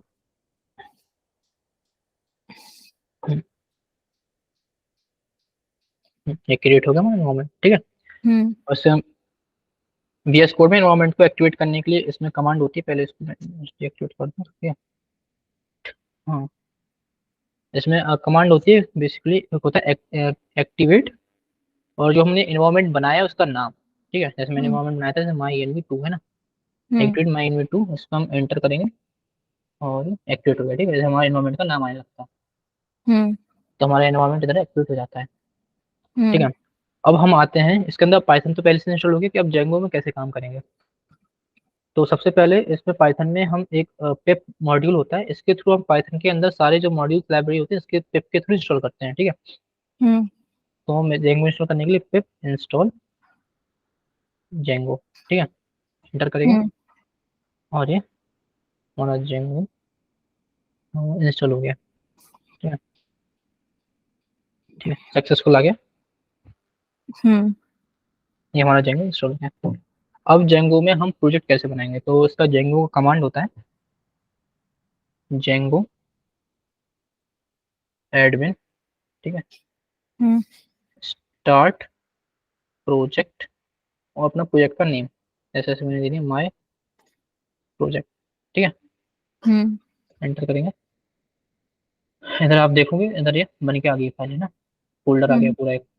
इस फोल्डर के अंदर हम जाएंगे, CD के थ्रू, CD, हाँ ठीक है, फोल्डर के अंदर, हाँ फोल्डर के अंदर हम आ गए। अब इस हम्म। टर्मिनल में फोल्डर के अंदर आ गया, अब इसको हम रन कैसे करेंगे फोल्डर को, मीन्स इस प्रोजेक्ट को रन कैसे करेंगे, मीन्स हमारे जेंगो में इतना कमांड से हमें एक प्रोजेक्ट बन के दे दिया, उसने बना के दे दिया, है ना। हम्म। अगर हम ये चीज अगर फ्लास्क में करते तो इसमें ऐसे कोई कमांड होता नहीं, हमें प्रॉपर एक हमें PY फाइल बनानी पड़ती, फ्लास्क को इम्पोर्ट करना पड़ता, और बहुत सारे से कोड लिखना पड़ता है ना। हाँ। लेकिन जेंगो में हमें थोड़ा आसानी क्या पड़ती है, हमने सिर्फ कमांड लिखा जेंगो एडमिन स्टार्ट प्रोजेक्ट, अपने प्रोजेक्ट का नाम, और हमारे इसने एक प्रोजेक्ट बना के दे दिया, छोटा हम्म। सा बस, ठीक है। अगर मैं इसको रन करने के लिए क्या करते हैं, जो अपनी पहले जहाँ पे प्रोजेक्ट बनाया है उस डायरेक्टरी के अंदर आते हैं, ठीक है। तो उस डायरेक्टरी हम्म। के अंदर में टर्मिनल खोल के पाइथन की कमांड होती है पाइथन, ठीक है, मैनेज .py, जो इसके अंदर फाइल होती है मैनेज .py, ऑटोमेटिकली एक फाइल बन के आती है। आप समझ सकते हो ये मैनेज .py बहुत इंपॉर्टेंट फाइल होती है एक एक पूरे प्रोजेक्ट की, जिसके थ्रू हमारा पूरा पूरा प्रोजेक्ट रन होता है, ठीक है। हम्म। इस फाइल के थ्रू हमारा पूरा प्रोजेक्ट रन होता है लोकल डिवाइस पे, लोकल अपने सर्वर पे, तो उसमें लिखते हैं Python manage .py run server, ठीक है। हम्म। हम ये लिख के एंटर करेंगे, और ये हमारा सर्वर रन हो जाएगा। लेकिन इधर आप इधर देखोगे एक वो आता है, इधर वो आता है अलर्ट कि इसमें you have 18 applied migration. Migration इसमें जैसे समझ सकते हैं, जैसे सेव, जो चेंजेस सेव होते हैं ना, सेव हम्म। करते हैं, तो इसमें वही होता है माइग्रेशन। इसमें माइग्रेशन करने के लिए इसका कमांड होता है पाइथन में, अ, कुछ ऐसे इसमें कमांड है, आपको थोड़ा याद करने पड़ेंगे कि प्रोजेक्ट कैसे बनाते हैं, रन कैसे करते हैं, माइग्रेशन हम्म। कैसे करते हैं। माइग्रेशन बेसिकली क्या होता है, जैसे जो हम डेटाबेस बनता है ना हमारा, तो हाँ। जैसे हम कुछ चेंजेस करते हैं डेटाबेस में, हम्म। तो वो पहले चेंजेस सबसे पहले इसके अंदर माइग्रेट हो जाती है, मीन्स पाइथन के अंदर सेव होती है। हम्म। फिर उनका हम आपने समझ सकते हो प्रोजेक्ट में सेव करते हैं, मीन्स इसकी दो कमांड होती हैं। जैसे पहले हमने लिखा कि Python manager P I migrate, ठीक है। तो इसमें क्या हुआ, ये सारे अप्लाइड हुआ है, ठीक है, इसमें लिखा है अप्लाइंग अप्लाइंग, मतलब ये सारे जो अपने डेटाबेस के कंटेंट थे उसके अंदर जो सेटिंग्स वगैरह थी सब अप्लाई होती है। हम्म। क्योंकि अपने जब नया नया प्रोजेक्ट बनाते हैं तो उसके अंदर हमें पहले माइग्रेशन बनाने पड़ते हैं, ठीक है। तो इसके अंदर जो डेटाबेस था, जैसे हमने जैसे रन किया था, तो इसमें अंदर आप देखो डेटाबेस बन के आ गया db.sqlite3। हम्म तो ऑटोमेटिक इसके अंदर डेटाबेस ही बन के आ गया। तो अब हमने पहले ये माइग्रेट कर दिया, अब इनको हम सेव करेंगे। ठीक है, हम्म मीन्स अभी ये सेव नहीं हुए, बस अभी ये इसके पाइथन प्रोजेक्ट के अंदर आए हैं, अब इनको हम सेव करेंगे, मीन्स अपने जो प्रोजेक्ट है उन पर अप्लाई करेंगे। तो उसके लिए हम लिखते हैं पाइथन manage.py। ठीक है, हम्म मेक माइग्रेशन। ठीक है ना। तो मतलब पहले माइग्रेशन से हम इसको पहले माइग्रेट बनाएंगे, फिर माइग्रेट, सॉरी, पहले माइग्रेट बनाएंगे। हम्म ठीक है, फिर उसके माइग्रेशन बना के उनको माइग्रेट कर देंगे। अभी शायद आपको समझ में ना आए, लेकिन अभी हम डेटाबेस में थोड़ा छेड़खानी करेंगे तो आपको समझ में आ जाएगा कैसे। जैसे अगर इसमें हम करेंगे तो आएगा नो चेंजेस डिटेक्टेड। ठीक है, हम्म क्योंकि अभी हमने कोई चेंजेस किए नहीं, हमने सिंपल अभी प्रोजेक्ट बनाया है और उसको रन हम्म कर रहे हैं। अगर हम हम्म कुछ डेटाबेस में चेंज करेंगे, इसके जो मॉडल्स में चेंज करेंगे, तो हमें सबसे पहले माइग्रेशंस बनाने पड़ते हैं इसके अंदर, फिर उन माइग्रेशन को हम माइग्रेट करना पड़ता है। ठीक है, मैंने इनको हम्म पहले चेंजेस, जो चेंजेस होते हैं उनको पहले डिटेक्ट करता है कि किस तरीके से क्या क्या चेंज हुए हैं, फिर उन चेंजेस को इस कोड के थ्रू हम अप्लाई करते हैं अपने प्रोजेक्ट पे। ठीक है, तो अब इधर हम हम्म जैसे माइग्रेशन बन चुके हैं, ठीक है, तो अब इधर हम अपना प्रोजेक्ट रन करेंगे पाइथन मैनेज.py रन सर्वर। ठीक है, जो इधर लिंक आई है ना, इस पर हम हम्म कंट्रोल+ क्लिक करेंगे, ये लिंक ओपन, ये हमारी वेबसाइट बनेगी इसमें, सिंपल सा। जो इसमें जो बना के इसमें जेंगो में दिया है, इसमें एक इसका ये स्टार्टिंग पेज होता है, Django the install work successfully, congratulation. Means अपना जो प्रोजेक्ट था सक्सेसफुली वर्क कर रहा है, सक्सेसफुली चल रहा है। ठीक है, ओके तो ऐसे इसमें प्रोजेक्ट बिल्ड करते हैं। तो इसके अब इसके बारे में थोड़ा देखते हैं कौन कौन सी इसके अंदर फाइलें होती हैं। तो अगर इस प्रोजेक्ट के अंदर आएंगे सबसे पहले, तो हमें दो फाइलें मिलेंगी। एक तो मैनेज.py जो आपको मैंने बता दिया, रन करने के लिए काम आती है ये, है ना, सर्वर रन करने के हम्म लिए। और एक हम्म हमारे db.sql है जहाँ डेटाबेस है, इसको अगर मैं देखूंगा तो इसके अंदर इनबिल्ट कुछ पहले से टेबल्स आती हैं जेंगो की, Django session, auth user, auth group, auth permission, Django content type, Django admin log. ये कुछ जेंगो की रिक्वायर्ड टेबल्स होती हैं जो हम्म डेटाबेस से कनेक्ट रखने के लिए इसमें जो इनबिल्ट डेटाबेस, सॉरी, जेंगो की टेबल्स आती हैं वो होती है ना। तो मीन्स हम्म इनको हम हटा नहीं सकते, अगर इनको हम हटा देंगे तो रन नहीं करेगा ये। इंपॉर्टेंट वो होती है टेबल्स, है ना। हम्म तो एक तो डेटाबेस होता है, इसके बाद जो हमारा एक और फोल्डर होगा जो बनाया था मैं प्रोजेक्ट, इसके अंदर कुछ फाइल्स होती हैं init.py, asgi, settings.py, urls and wsgi। तो इसमें जो asgi और wsgi जो फाइल्स है, इनको हम ज़्यादा छिड़कानी इनमें करते नहीं है, क्योंकि ये फाइल्स जब काम आती हैं जब अपना प्रोजेक्ट डिप्लॉय करते हैं ना, हम्म जब हम किसी सर्वर पे डिप्लॉय करते हैं, तो जब इन फाइल्स काम आती है तो हम इनको बिल्कुल छेड़ते नहीं है, जैसा होता है इनको वैसे ही ध्यान देते हैं। ठीक है, हम हम्म मेन काम होता है इन दो फाइलों से, settings.py, urls.py। ठीक है, हम्म तो हम सबसे पहले settings.py आएंगे। इसके अंदर हमारे प्रोजेक्ट की सारी सेटिंग्स होती हैं कि हमारा प्रोजेक्ट किस तरीके से रन करेगा, कौन से टेम्पलेट यूज करेगा, किस तरीके से जो लोकल लोकल स्टोरेज के अंदर हमारे जैसे वो होते हैं, जैसे हम वेबसाइट बनाए हैं उसके अंदर कुछ कंपोनेंट होते हैं ना, कि इमेजेस लोड करना और हम्म डिजाइनिंग वगैरह, तो वो किस तरीके से जुड़ गए सब, ये settings.py फाइल संभालती है। जैसे हमारे फोन की सेटिंग होती है ना, तो बेसिकली जेंगो का ये सेटिंग होती है इसके अंदर। ठीक है, हम्म तो इसके अंदर कुछ होता है, जैसे इसके अंदर पहले होता है एक अलाउड होस्ट होता है, इसके अंदर जैसे कौन कौन से होस्ट हम अलाउ कर सकते हैं। जैसे अभी तो अपना जो प्रोजेक्ट रन करते हैं वो लोकल होस्ट पे रन होता है ना, लोकल होस्ट पे रन होता है, या फिर जो ये वाली होती है ना, कहाँ गया, 127.0.0.1, ये लोकल होस्ट ही कहते हैं, इस पे रन होता है। अगर हम जैसे कभी कोई प्रोजेक्ट होता है, हम जैसे लार्ज स्केल पे डेवलपमेंट करते हैं या फिर जैसे बड़ी टीम के साथ डेवलप करते हैं, ठीक है, तो हम्म हम जो जेंगो है ना, जैसे हम बैकएंड बनाते हैं, अब हाँ बैकएंड के थ्रू आपने एपीआई के बारे में सुना होगा, एपीआई। हाँ तो हम इससे एपीआई बिल्ड करते हैं। जैसे हम मान लीजिए अभी तो जैसे हम बनाते हैं जेंगो और एचटीएमएल सीएसएस में बनाते हैं, ठीक है। हाँ जैसे कि हमने जैसे एक प्रोजेक्ट बनाया जेंगो और रिएक्ट में, हम्म तो उसके थ्रू हम क्या करते हैं, अब जेंग इसमें अभी क्या करते हैं कि हम जो टेम्पलेट्स होती है ना, तो इसके अंदर हम एक टेम्पलेट फोल्डर बनाते हैं, और अपने डीआरएस के अंदर अपने टेम्पलेट जो फोल्डर है ना उसके हम वो देते हैं पाथ देके, एचटीएमएल की टेम्पलेट हम लोड कर सकते हैं। लेकिन जैसे मान लो हम रिएक्ट में यूज कर रहे हैं या फिर कोई और अदर ऐसा फ्रेमवर्क है उसमें यूज कर रहे हैं, तो हम्म हम क्या करते हैं, हम जैसे एपीआई बनाई हमने, ठीक है, उस हम्म एपीआई बना के हमने जैसे अपना जो लोकल वाईफाई होता है ना, जो अपने वाईफाई पे हम रन करते हैं, हम्म तो उस वाईफाई के अंदर वाईफाई पे होस्ट कर दिया जैसे हमने, ठीक है। तो वाईफाई पे जैसे होस्टिंग होती है, जैसे हम क्या उसमें ऐसे करते हैं, जैसे हमने लिखता है Python manage run server, run server के बाद स्पेस देके जो हमारा वाईफाई के वो होता है ना आईपी एड्रेस, आईपी हाँ हाँ, जो 192 डॉट ऐसे कुछ करके होता है, हम्म वो इधर लिख देंगे, पेस्ट कर देंगे। सिर्फ आईपी एड्रेस जो उसका पोर्ट होता है ना, पोर्ट या फिर 8000 कुछ नहीं देना है। मीन्स हम्म इधर जो पोर्ट है, सिर्फ इधर अपन को आईपी एड्रेस देना है। इधर मतलब अपन को पोर्ट वगैरह कुछ नहीं देना है। जैसे इधर लिख देते हैं लोकल होस्ट है ना, जैसे इतना देना होता है बस। ये हम्म होस्ट क्या है, पोर्ट नहीं देना होता है, ठीक है। पोर्ट अपन को सिर्फ इसके अंदर देना होगा कि अपने पहले आईपी एड्रेस दे दिया और बाद में सेमीकोलन लगा के ऐसे पोर्ट देना पड़ता है, ठीक है। तो हम्म फिर जो हमारा प्रोजेक्ट होता है जेंगो का, एक पर्टिकुलर वाईफाई या फिर लोकल नेटवर्क पे डिप्लॉय हो जाता है।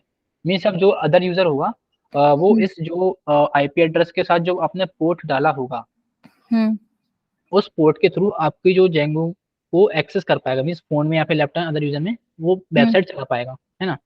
हम्म तो वो आप जो पोर्ट इधर डालते हो वो इधर आप डाल सकते हो अलाउड होस्ट में, कौन कौन सा होस्ट अलाउड है, मीन्स कौन कौन सा होस्ट आपकी वेबसाइट को एक्सेस कर पाएगा, ओके। ठीक है। तो अलाउड होस्ट के अंदर वो आता है, सिंपल सा, हम्म है ना। जो सर्वर्स के जो आईपी वगैरह होते हैं वो डाल सकते हैं, ठीक है। इसके हम्म बाद अपना आता है इंस्टॉल्ड ऐप। जैसे डिपेंडेंसीज होती है ना, हम्म तो जैसे डिपेंडेंसीज कुछ हम इंस्टॉल करते हैं या फिर जो अभी हम इसके अंदर ऐप बनाएंगे। अभी क्या है, ये हमारे सिर्फ एक समझ सकते हो वो वाली फाइल है, मीन्स सेटिंग्स वाली, जहाँ पे हम जेंगो की मेन सेटिंग वगैरह करते हैं। अभी हमारा हम्म एप्लीकेशन बनी नहीं है, है ना। अब इसको भी हम बनाएंगे, वेब एप्लीकेशन कैसे बनेगी। तो उधर उसकी उधर हम डालते हैं, जैसे हम उधर वो बनाते हैं अपना प्रोजेक्ट ऐप कैसे बनाते हैं, ठीक है। तो जैसे हमने ऐप बनाया जेंगो एडमिन स्टार्ट ऐप, ठीक है। हम्म प्रोजेक्ट बनाने का क्या कोड था, जेंगो एडमिन स्टार्ट प्रोजेक्ट और प्रोजेक्ट का नेम। ऐप बनाने हम्म के लिए कमांड है Django dash admin dash admin start app और अपने ऐप का नाम। जैसे अभी मैंने दिया माय प्रोजेक्ट, तो अपना वही है। अब ऐप का हम्म नाम जैसे मैंने दे दिया, कुछ भी दे सकते हैं, माय एप्लीकेशन, हम्म ठीक है। अब मैंने एंटर किया, ठीक है। हाँ, अब ऑटोमेटिक आप देखोगे यहाँ पे एक डायरेक्टरी बन के आ गई है आपकी, ठीक है। हम अब इसको देखेंगे तो इसके अंदर और भी पाइथन फाइल है, इसके अंदर हम्म अलग और अलग पाइथन फाइल है, ठीक है। हम्म अगर अब लेकिन क्या हुआ, अभी एक ए ऐप बन गया, लेकिन अब जैसे हम सर्वर रन करेंगे तो इस ऐप को एक्सेस कैसे करेंगे, तो उसके लिए हम क्या करते हैं, जो हमने ऐप बनाया इसके अंदर इंस्टॉल ऐप के अंदर हम उसका नाम देते हैं। जैसे मैंने नाम बनाया था माई एप्लीकेशन, तो इसके अंदर नाम देते हैं माई एप्लीकेशन, ठीक है। तो हम्म इंस्टॉल ऐप के अंदर मैंने उसका नाम दे दिया। या फिर जैसे हम जेंगो में जैसे और लाइब्रेरी यूज करते हैं, जैसे एग्जाम्पल में जैसे एक रेस्ट फ्रेमवर्क होता है। आपने रेस्ट एपीआई के बारे में सुना है। हाँ जैसे रेस्ट एपीआई बनाती हैं, तो वही जेंगो में हम रेस्ट एपीआई बनाते हैं, जेंगो रेस्ट फ्रेमवर्क होता है, ठीक है। हम्म जेंगो, तो जेंगो के बनाने के लिए उसमें हम इधर एक उस फ्रेमवर्क को यूज करने के लिए, पर्टिकुलर फ्रेमवर्क को यूज करने के लिए तो हम उधर उसका ऐसा नाम दे देंगे, ठीक है। तो हम उसको फिर यूज कर पाएंगे। मीन्स उसकी डिपेंडेंसीज वगैरह होती हैं वो इधर लिखते हैं एट दी एंड, ठीक है, सिंपल सा। हम्म और ऐप का नाम। और ये मिडवेयर का इसको अपना जितना वो इसको छेड़छाड़ नहीं करते हैं। बेसिकली सिक्योरिटी के होता है, जो अपनी जो वेबसाइट की सिक्योरिटी होती है उसके लिए होता है, तो इनको हम ज़्यादा छिड़काव नहीं करते। ये हुआ अपना रूट हुआ, वो तो अपने प्रोजेक्ट्स के रूट होते हैं कि किस तरीके से यूआरएल्स को एक्सेस करेगा। तो इधर वो हम्म देते हैं। इधर टेम्पलेट की पाथिंग देते हैं, डीआईएस में अपने जो टेम्पलेट का फोल्डर बनाएंगे, तो उधर हम्म जहाँ पे अपनी सारी टेम्पलेट स्टोर होंगे उधर उसकी उसका पाथ इधर देंगे अपन, ठीक है। हम्म और इधर इसको भी हम इसको छेड़ते नहीं है, ये वही है मैंने बताया, जब हम अपना वेबसाइट डिप्लॉय करते हैं किसी सर्वर पे, हम्म WSGI, तो हम्म जब ये काम आते हैं तो उसको हम छेड़ते नहीं है, उसको हम इधर छोड़ देते हैं। अच्छा, मेन अब इंटरेस्टिंग चीज़ है ये डेटाबेस। अभी हम्म इसके अंदर हम जेंगो के अंदर मल्टीपल डेटाबेस को यूज कर सकते हैं। जैसे अपना माई एसक्यूएल हुआ, एसक्यूएल आरटी यूज करता ही है, जिसके अंदर हम्म हम पोस्ट ग्रे आपने सुना होगा, वो यूज कर हाँ सकते हैं। मोंगो डीबी भी यूज कर पाएंगे, ओरेकल भी हम्म यूज कर सकते हैं। तो हम्म हम उन डेटाबेस को यूज करने के लिए, उन डेटाबेस से कनेक्ट करने के लिए हम हम्म इस डेटाबेस जो बना है, डिक्शनरी बनी है जो है ना, डिक्शनरी बनी है हम्म ना ये। तो हम्म इसके अंदर हम उस पर्टिकुलर डेटाबेस की क्रेडेंशियल डालते हैं। जैसे हम अगर हम MySQL यूज करते हैं तो इसके अंदर हम्म हम कुछ नहीं, जैसे इंजन लिखा है जो इंजन, तो इंजन के हम्म अंदर Django dot dB dot backend dot जो हम्म पर्टिकुलर डेटाबेस यूज करते हैं उसके तो वैसे डॉक्यूमेंटेशन होते हैं कि अगर हमें MySQL यूज करना है जेंगो में तो उसका डॉक्यूमेंटेशन होता है, तो उसे हम ये देख सकते हैं किस तरीके से हम उस हम्म डेटाबेस की क्रेडेंशियल दे सकते हैं, ठीक है। तो उधर हम MySQL लिख देंगे, पोस्टग्रेस के हम्म लिए तो हम पोस्टग्रेसक्यूएल लिख देंगे, है ना। अलग अलग हम डेटाबेस के नेम चेंज करके उनका डेटाबेस का नेम दे सकते हैं। और इधर हर डेटाबेस के अलग अलग क्रेडेंशियल होते हैं, नेम पासवर्ड वगैरह वो दे सकते हैं। SQLite हमें कुछ देना नहीं पड़ता, क्योंकि SQLite जो हमारा जेंगो का इनेबल्ड डेटाबेस होता है, हम्म। तो उसके लिए सिंपल सा बाय डिफॉल्ट जो जेंगो की तरफ से डेटाबेस आता है वो ये होता है। ठीक है, क्लियर ठीक है सर। है ना? तो डेटाबेस के बाद हमारा जो ऑथेंटिकेशन होता है पासवर्ड का, जैसे जेंगो के अंदर जो ऑथेंटिकेशन होता है उसके लिए जो यूज करते हैं वो है, इसको भी हम छेड़ते नहीं है, इसको भी हम ऐसे ही रख देते हैं। हम्म। और ये हमारा लैंग्वेज होता है, जो मैंने बताया जेंगो मल्टीलिंगुअल होता है, तो उसके अंदर हम अपनी लैंग्वेज चेंज कर सकते हैं, टाइम जोन चेंज कर सकते हैं, और ये कुछ इसमें फाइल होती है यूएससी करके, इनको भी हम छेड़ते नहीं है, अपने हम्म। कन्वीनियंस के हिसाब से, प्रोजेक्ट के जिस हिसाब से डेवलपमेंट करना होता है, जब इनको हम्म। हम छेड़ते नहीं, तो इनको हम ज़्यादा छेड़ते नहीं है। फिर हमारा हम्म। एक आता है स्टैटिक यूआरएल। हम्म।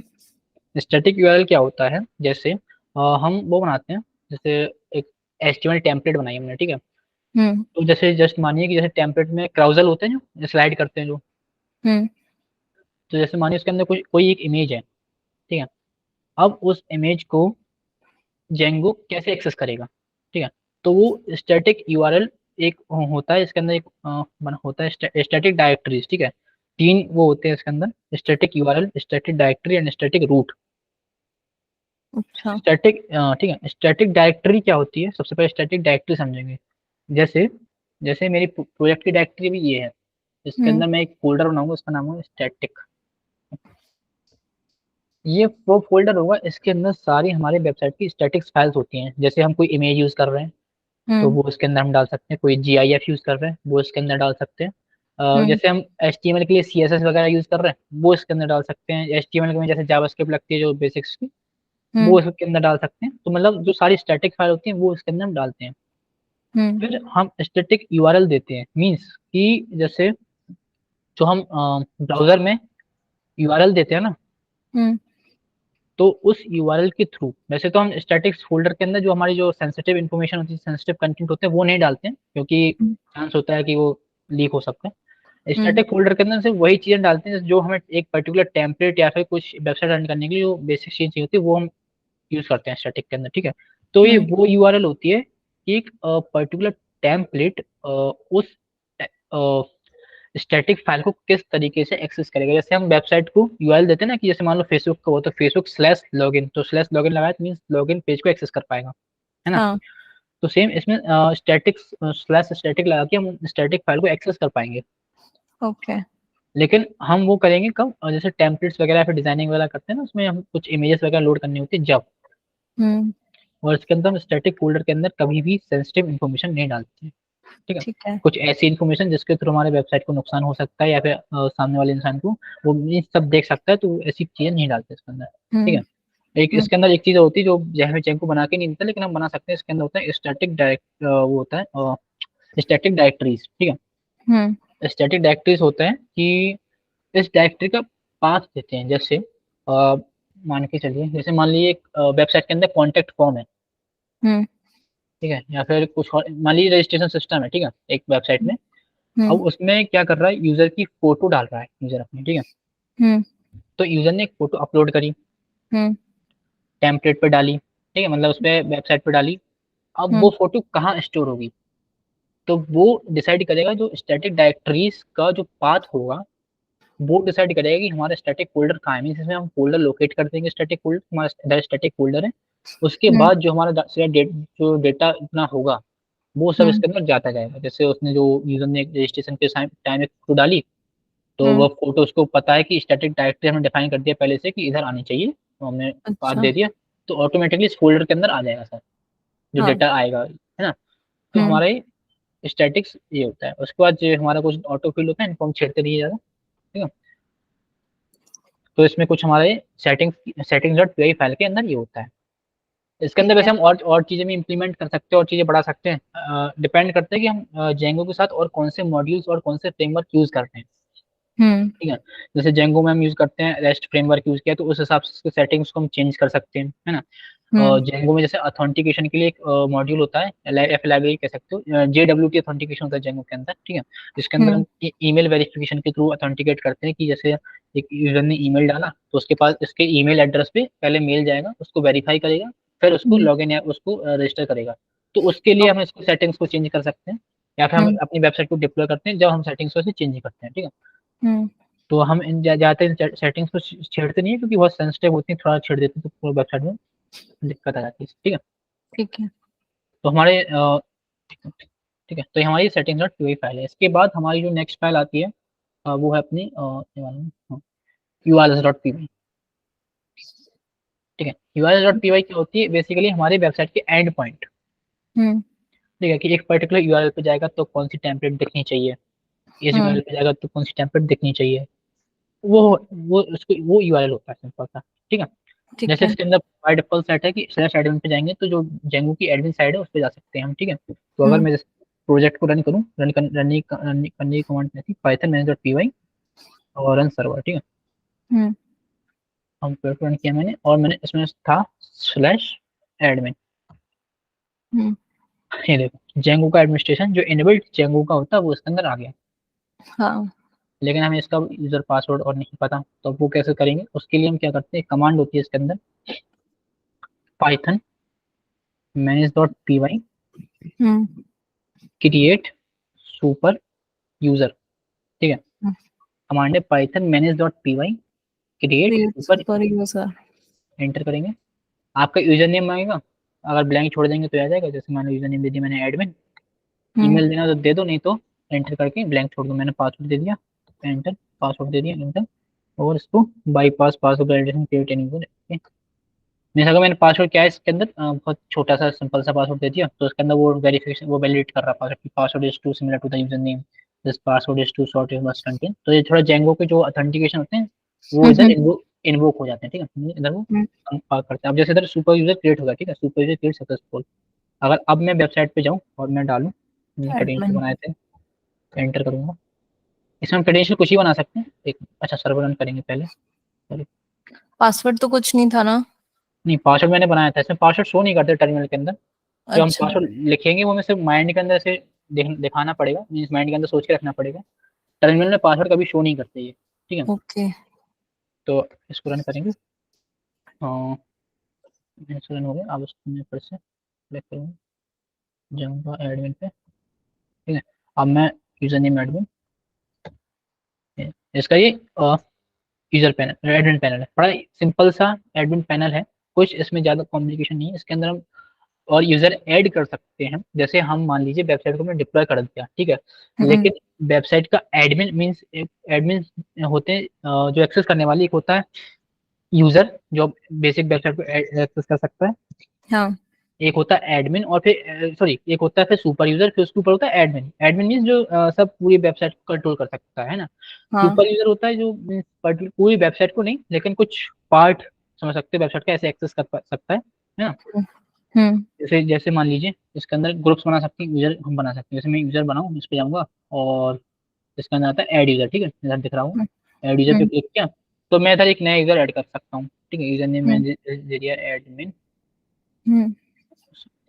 एडमिन 1 2 3, पासवर्ड दे दिया मैंने कुछ एडमिन 1 2 3 एडमिन 1 2 3, और अगर सेव करूँ, अच्छा ठीक है, correct the password is too similar to the user. अब इसके अंदर वो ऑथेंटिकेशन होती है इसकी बहुत, हमें हम्म। मीन्स इसका सिक्योरिटी बहुत इनको सब करना पड़ेगा, जैसे password can similar to the other person information, ये तो हम्म। जैसे मैंने बना दिया, ये बना दिया,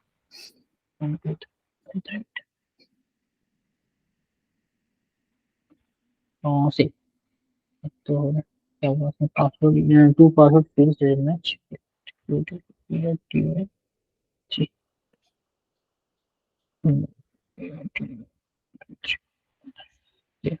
हाँ, ठीक है, ये हमारा यूजर क्रिएट हो गया।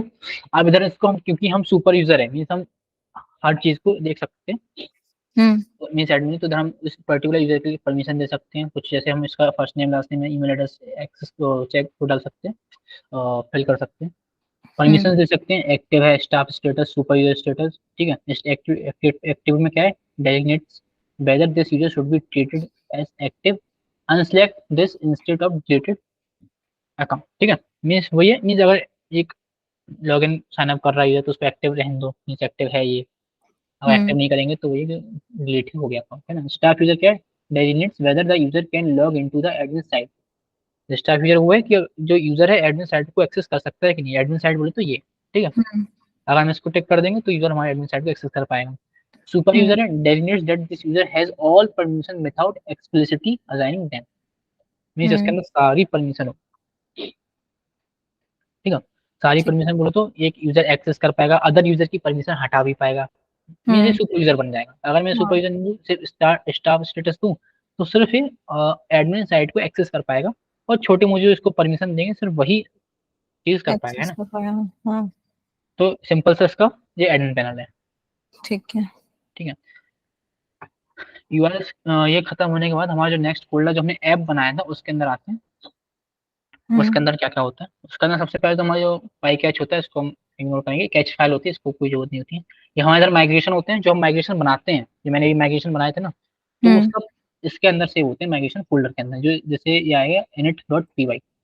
हम्म। अभी जैसे अभी एम्प्टी है, जैसे अगर मैं कुछ अभी बनाऊंगा माइग्रेट करूंगा तो इसके अंदर आ जाएगा, ठीक है। फिर ऑटोमेटिक फिल हो जाएंगे, ठीक है। ये भी फिल हम्म। हो जाएगा, ये भी खाली आएंगे। इसके बाद अपना आता है एडमिन, ठीक है। सबसे पहले अपना आता है एडमिन। एडमिन.py क्या होता है, हम्म। जैसे हमने कुछ डेटाबेस, या फिर इसको हम बाद में समझेंगे, पहले आपको ये समझेंगे फिर समझ में आ जाएगा। जैसे मान लीजिए सबसे पहले जैसे model.py है, ठीक है। हम्म। तो आपको मैंने बताया था ना कि जो अपना जो जेंगो होता है MVT पे वर्क करता है, model view view template. Template. तो मॉडल ये होगा, व्यू वाली फाइल जो मैंने बताई थी ये होगी, ठीक है। हम्म। टेम्पलेट्स जो हम इसके अंदर टेम्पलेट्स बनाएंगे वो। हम्म। तो मॉडल सबसे पहले होता है इसके अंदर, मॉडल्स बनाते हैं, या फिर समझ सकते हो जो ब्लूप्रिंट स्कीमा, हम्म। हम्म। एक डेटाबेस का स्कीमा हम्म। बनाते हैं। जैसे अगर मैं एक सिंपल सा ना हूँ, और जैसे इधर मैं बना दूँ क्लास, ऐसे बना दिया, और पर्सन बना दिया इसमें, ठीक है। पर्सन मॉडल्स डॉट मॉडल, ठीक है। हम्म। क्लास बना दी मैंने, ठीक है। उसमें क्लास की वजह से इसमें क्लास ही बनानी पड़ती है, मॉडल्स की क्लास बनती है सारी इसके अंदर, हम्म। ठीक है। ये बना दिया। इसके बाद अब इसके अंदर हम कुछ फील्ड्स डिफाइन करेंगे, मींस कि जो हमारी टेबल बनाते हैं, जैसे डेटाबेस हम्म। इसके अंदर है। अब हम हम्म। ये क्या कर रहे हैं, एक टेबल बना रहे हैं हम ये, ठीक है। हम्म। अब जैसे इस टेबल का नाम हो गया पर्सन। अब इसके अंदर हम अलग अलग फील्ड दे सकते हैं, जैसे पर्सन का नेम हो सकता है। अब नेम का हम अब डेटा टाइप देंगे, नेम क्या होगा अपना कैरेक्टर होगा, हम्म। ठीक है। तो हम इस कैरेक्टर से देंगे मॉडल्स डॉट कैरेक्टर के लिए हम देते हैं कैर फील्ड, ठीक है। और कैर फील्ड, इसके बाद अ, हमें से कैर फील्ड डिफाइन हो गया, मीन्स अभी अपना इस वैल्यू के अंदर कैरेक्टर्स आएंगे सारे, है ना। मीन्स ये जो अपनी टेबल्स है ये कैरेक्टर स्टोर करेगा। इधर हम और आर्गुमेंट भी दे सकते हैं, मीन्स इसके हम मैक्स लेंथ डिफाइन कर सकते हैं, कितनी इसकी लेंथ हो सकती है मैक्स लेंथ, जैसे 255। ठीक और है। इसमें और डिफाइन कर सकते हैं जैसे नल इक्वल हम्म। टू, है ना, कि नल हो सकता है कि नहीं हो सकता है, ये खाली हो सकता है नहीं हो सकता है, हम्म। ठीक है। तो हमें और इसमें एट्रीब्यूट्स दे सकते हैं, जैसे जैसे मैं दे देता हूँ नल इक्वल टू ट्रू, ठीक है। और जैसे मान लीजिए पर्सन का और क्या हो सकता है, एज हो सकती है। हम्म। एज के लिए हम क्या देते हैं, इंटीजर फील्ड देते हैं, ठीक है। मॉडल्स इसके अंदर वैसे बहुत सारे फील्ड होते हैं, अगर मैं आपको दिखाऊं एक मिनट, पोजीशन में मॉडल्स डॉट, और एक मिनट हमारा कौन सा था, माय, मैं इसमें इन्वायरमेंट सेलेक्ट करके अच्छा का चाहिए, चलो ठीक है कोई दिक्कत नहीं। मॉडल्स डॉट इंटीजर फील्ड, ठीक है। हम्म। ये इंटीजर फील्ड होगा, इसके अंदर ही हम डिफाइन कर सकते हैं इसकी मैक्स लेंथ क्या होगी, है ना। हम्म। और इसके अंदर वेक्टर फील्ड ये क्या है इसके अंदर, एक मिनट, एक्सटेंशन ये था। हम्म, दिक्कत कौन सा है,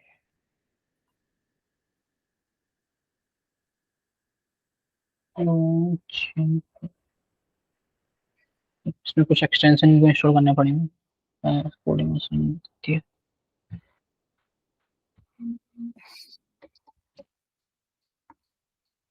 ये एरर दे रहा है यार, एज, ठीक है। हम्म। मॉडल्स ये एक्सेस नहीं कर रहा, क्या दिक्कत है इसको, इसको क्लोज करना पड़ेगा। Oh shit.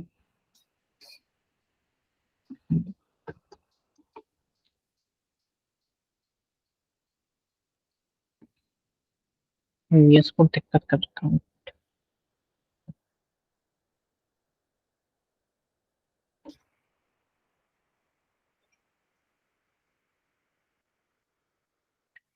माई इसके अंदर वर्क करना पड़ेगा। कौन सा एक्टिवेट,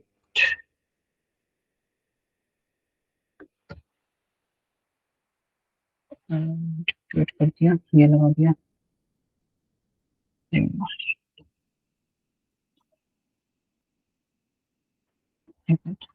रुक जाओ, इसका पता नहीं कुछ एरर है, इसका मैं भी सॉल्व करूंगा।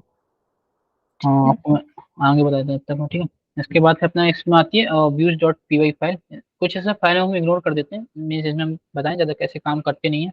जब हम या फिर डिप्लॉयमेंट करते हैं या फिर अलग अलग प्रोजेक्ट्स पे डिपेंड करता है कि उस प्रोजेक्ट में हमें इसकी जरूरत है कि नहीं, तो उस हिसाब हम्म से करते हैं। जो मोस्ट बेसिक बेसिक फाइल होती हैं वो होती है, जैसे एक होता है व्यूज डॉट पी वाई, ठीक है। हम्म मॉडल्स के बाद आते हैं व्यूज।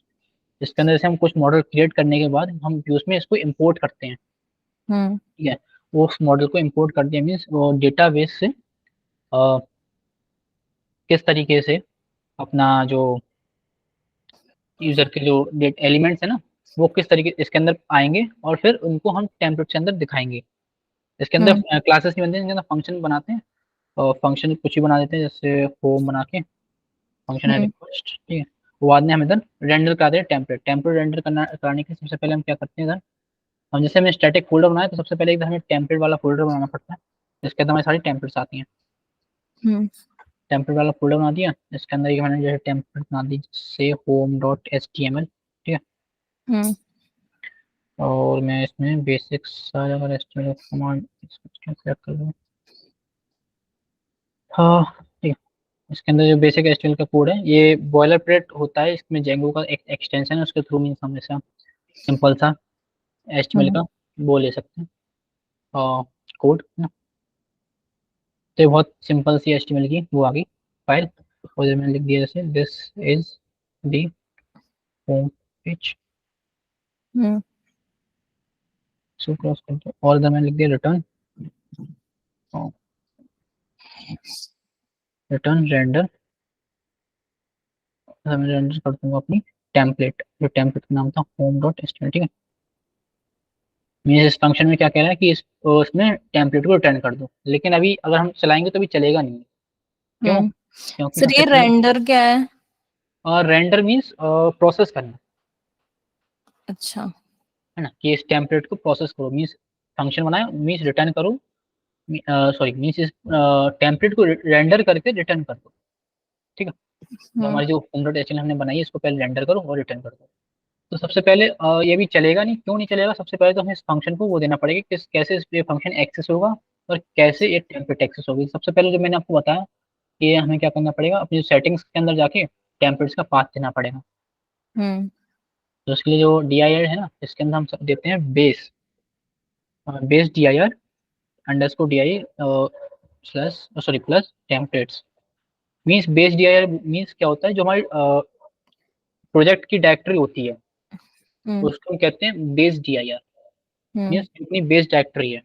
हम्म बेस डायरेक्टरी के अंदर जो हमारा उसका नाम है फोल्डर का, वो नाम देते हैं प्लस, या फिर प्लस लगा के या फिर स्लैश लगा के कुछ भी लगा देते हैं, हम्म स्लैश टेम्पलेट्स जो हमारा फोल्डर का नाम है। अब क्या है कि अब ये टेम्पलेट्स को एक्सेस कर पाएंगे। ओके। क्या है? अब टेम्पलेट तो एक्सेस हो गई, लेकिन अब हम यूआरएल में कैसे देखेंगे? तो उसके लिए हमें क्या करना पड़ेगा, सबसे पहले जो हमारी जो ऐप थी इसके अंदर एक फाइल बनानी पड़ती है।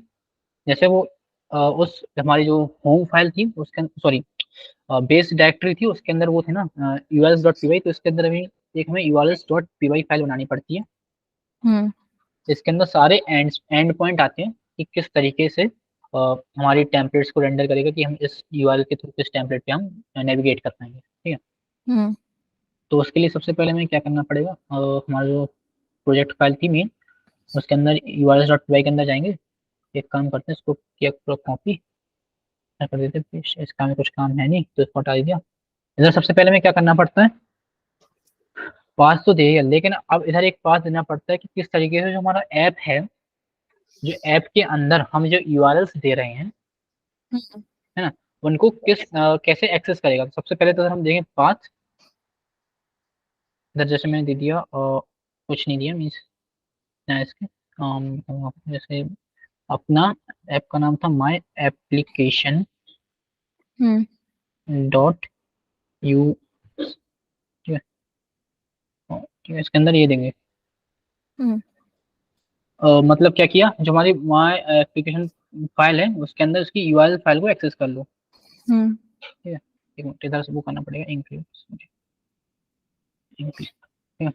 अब हमें इसको एक,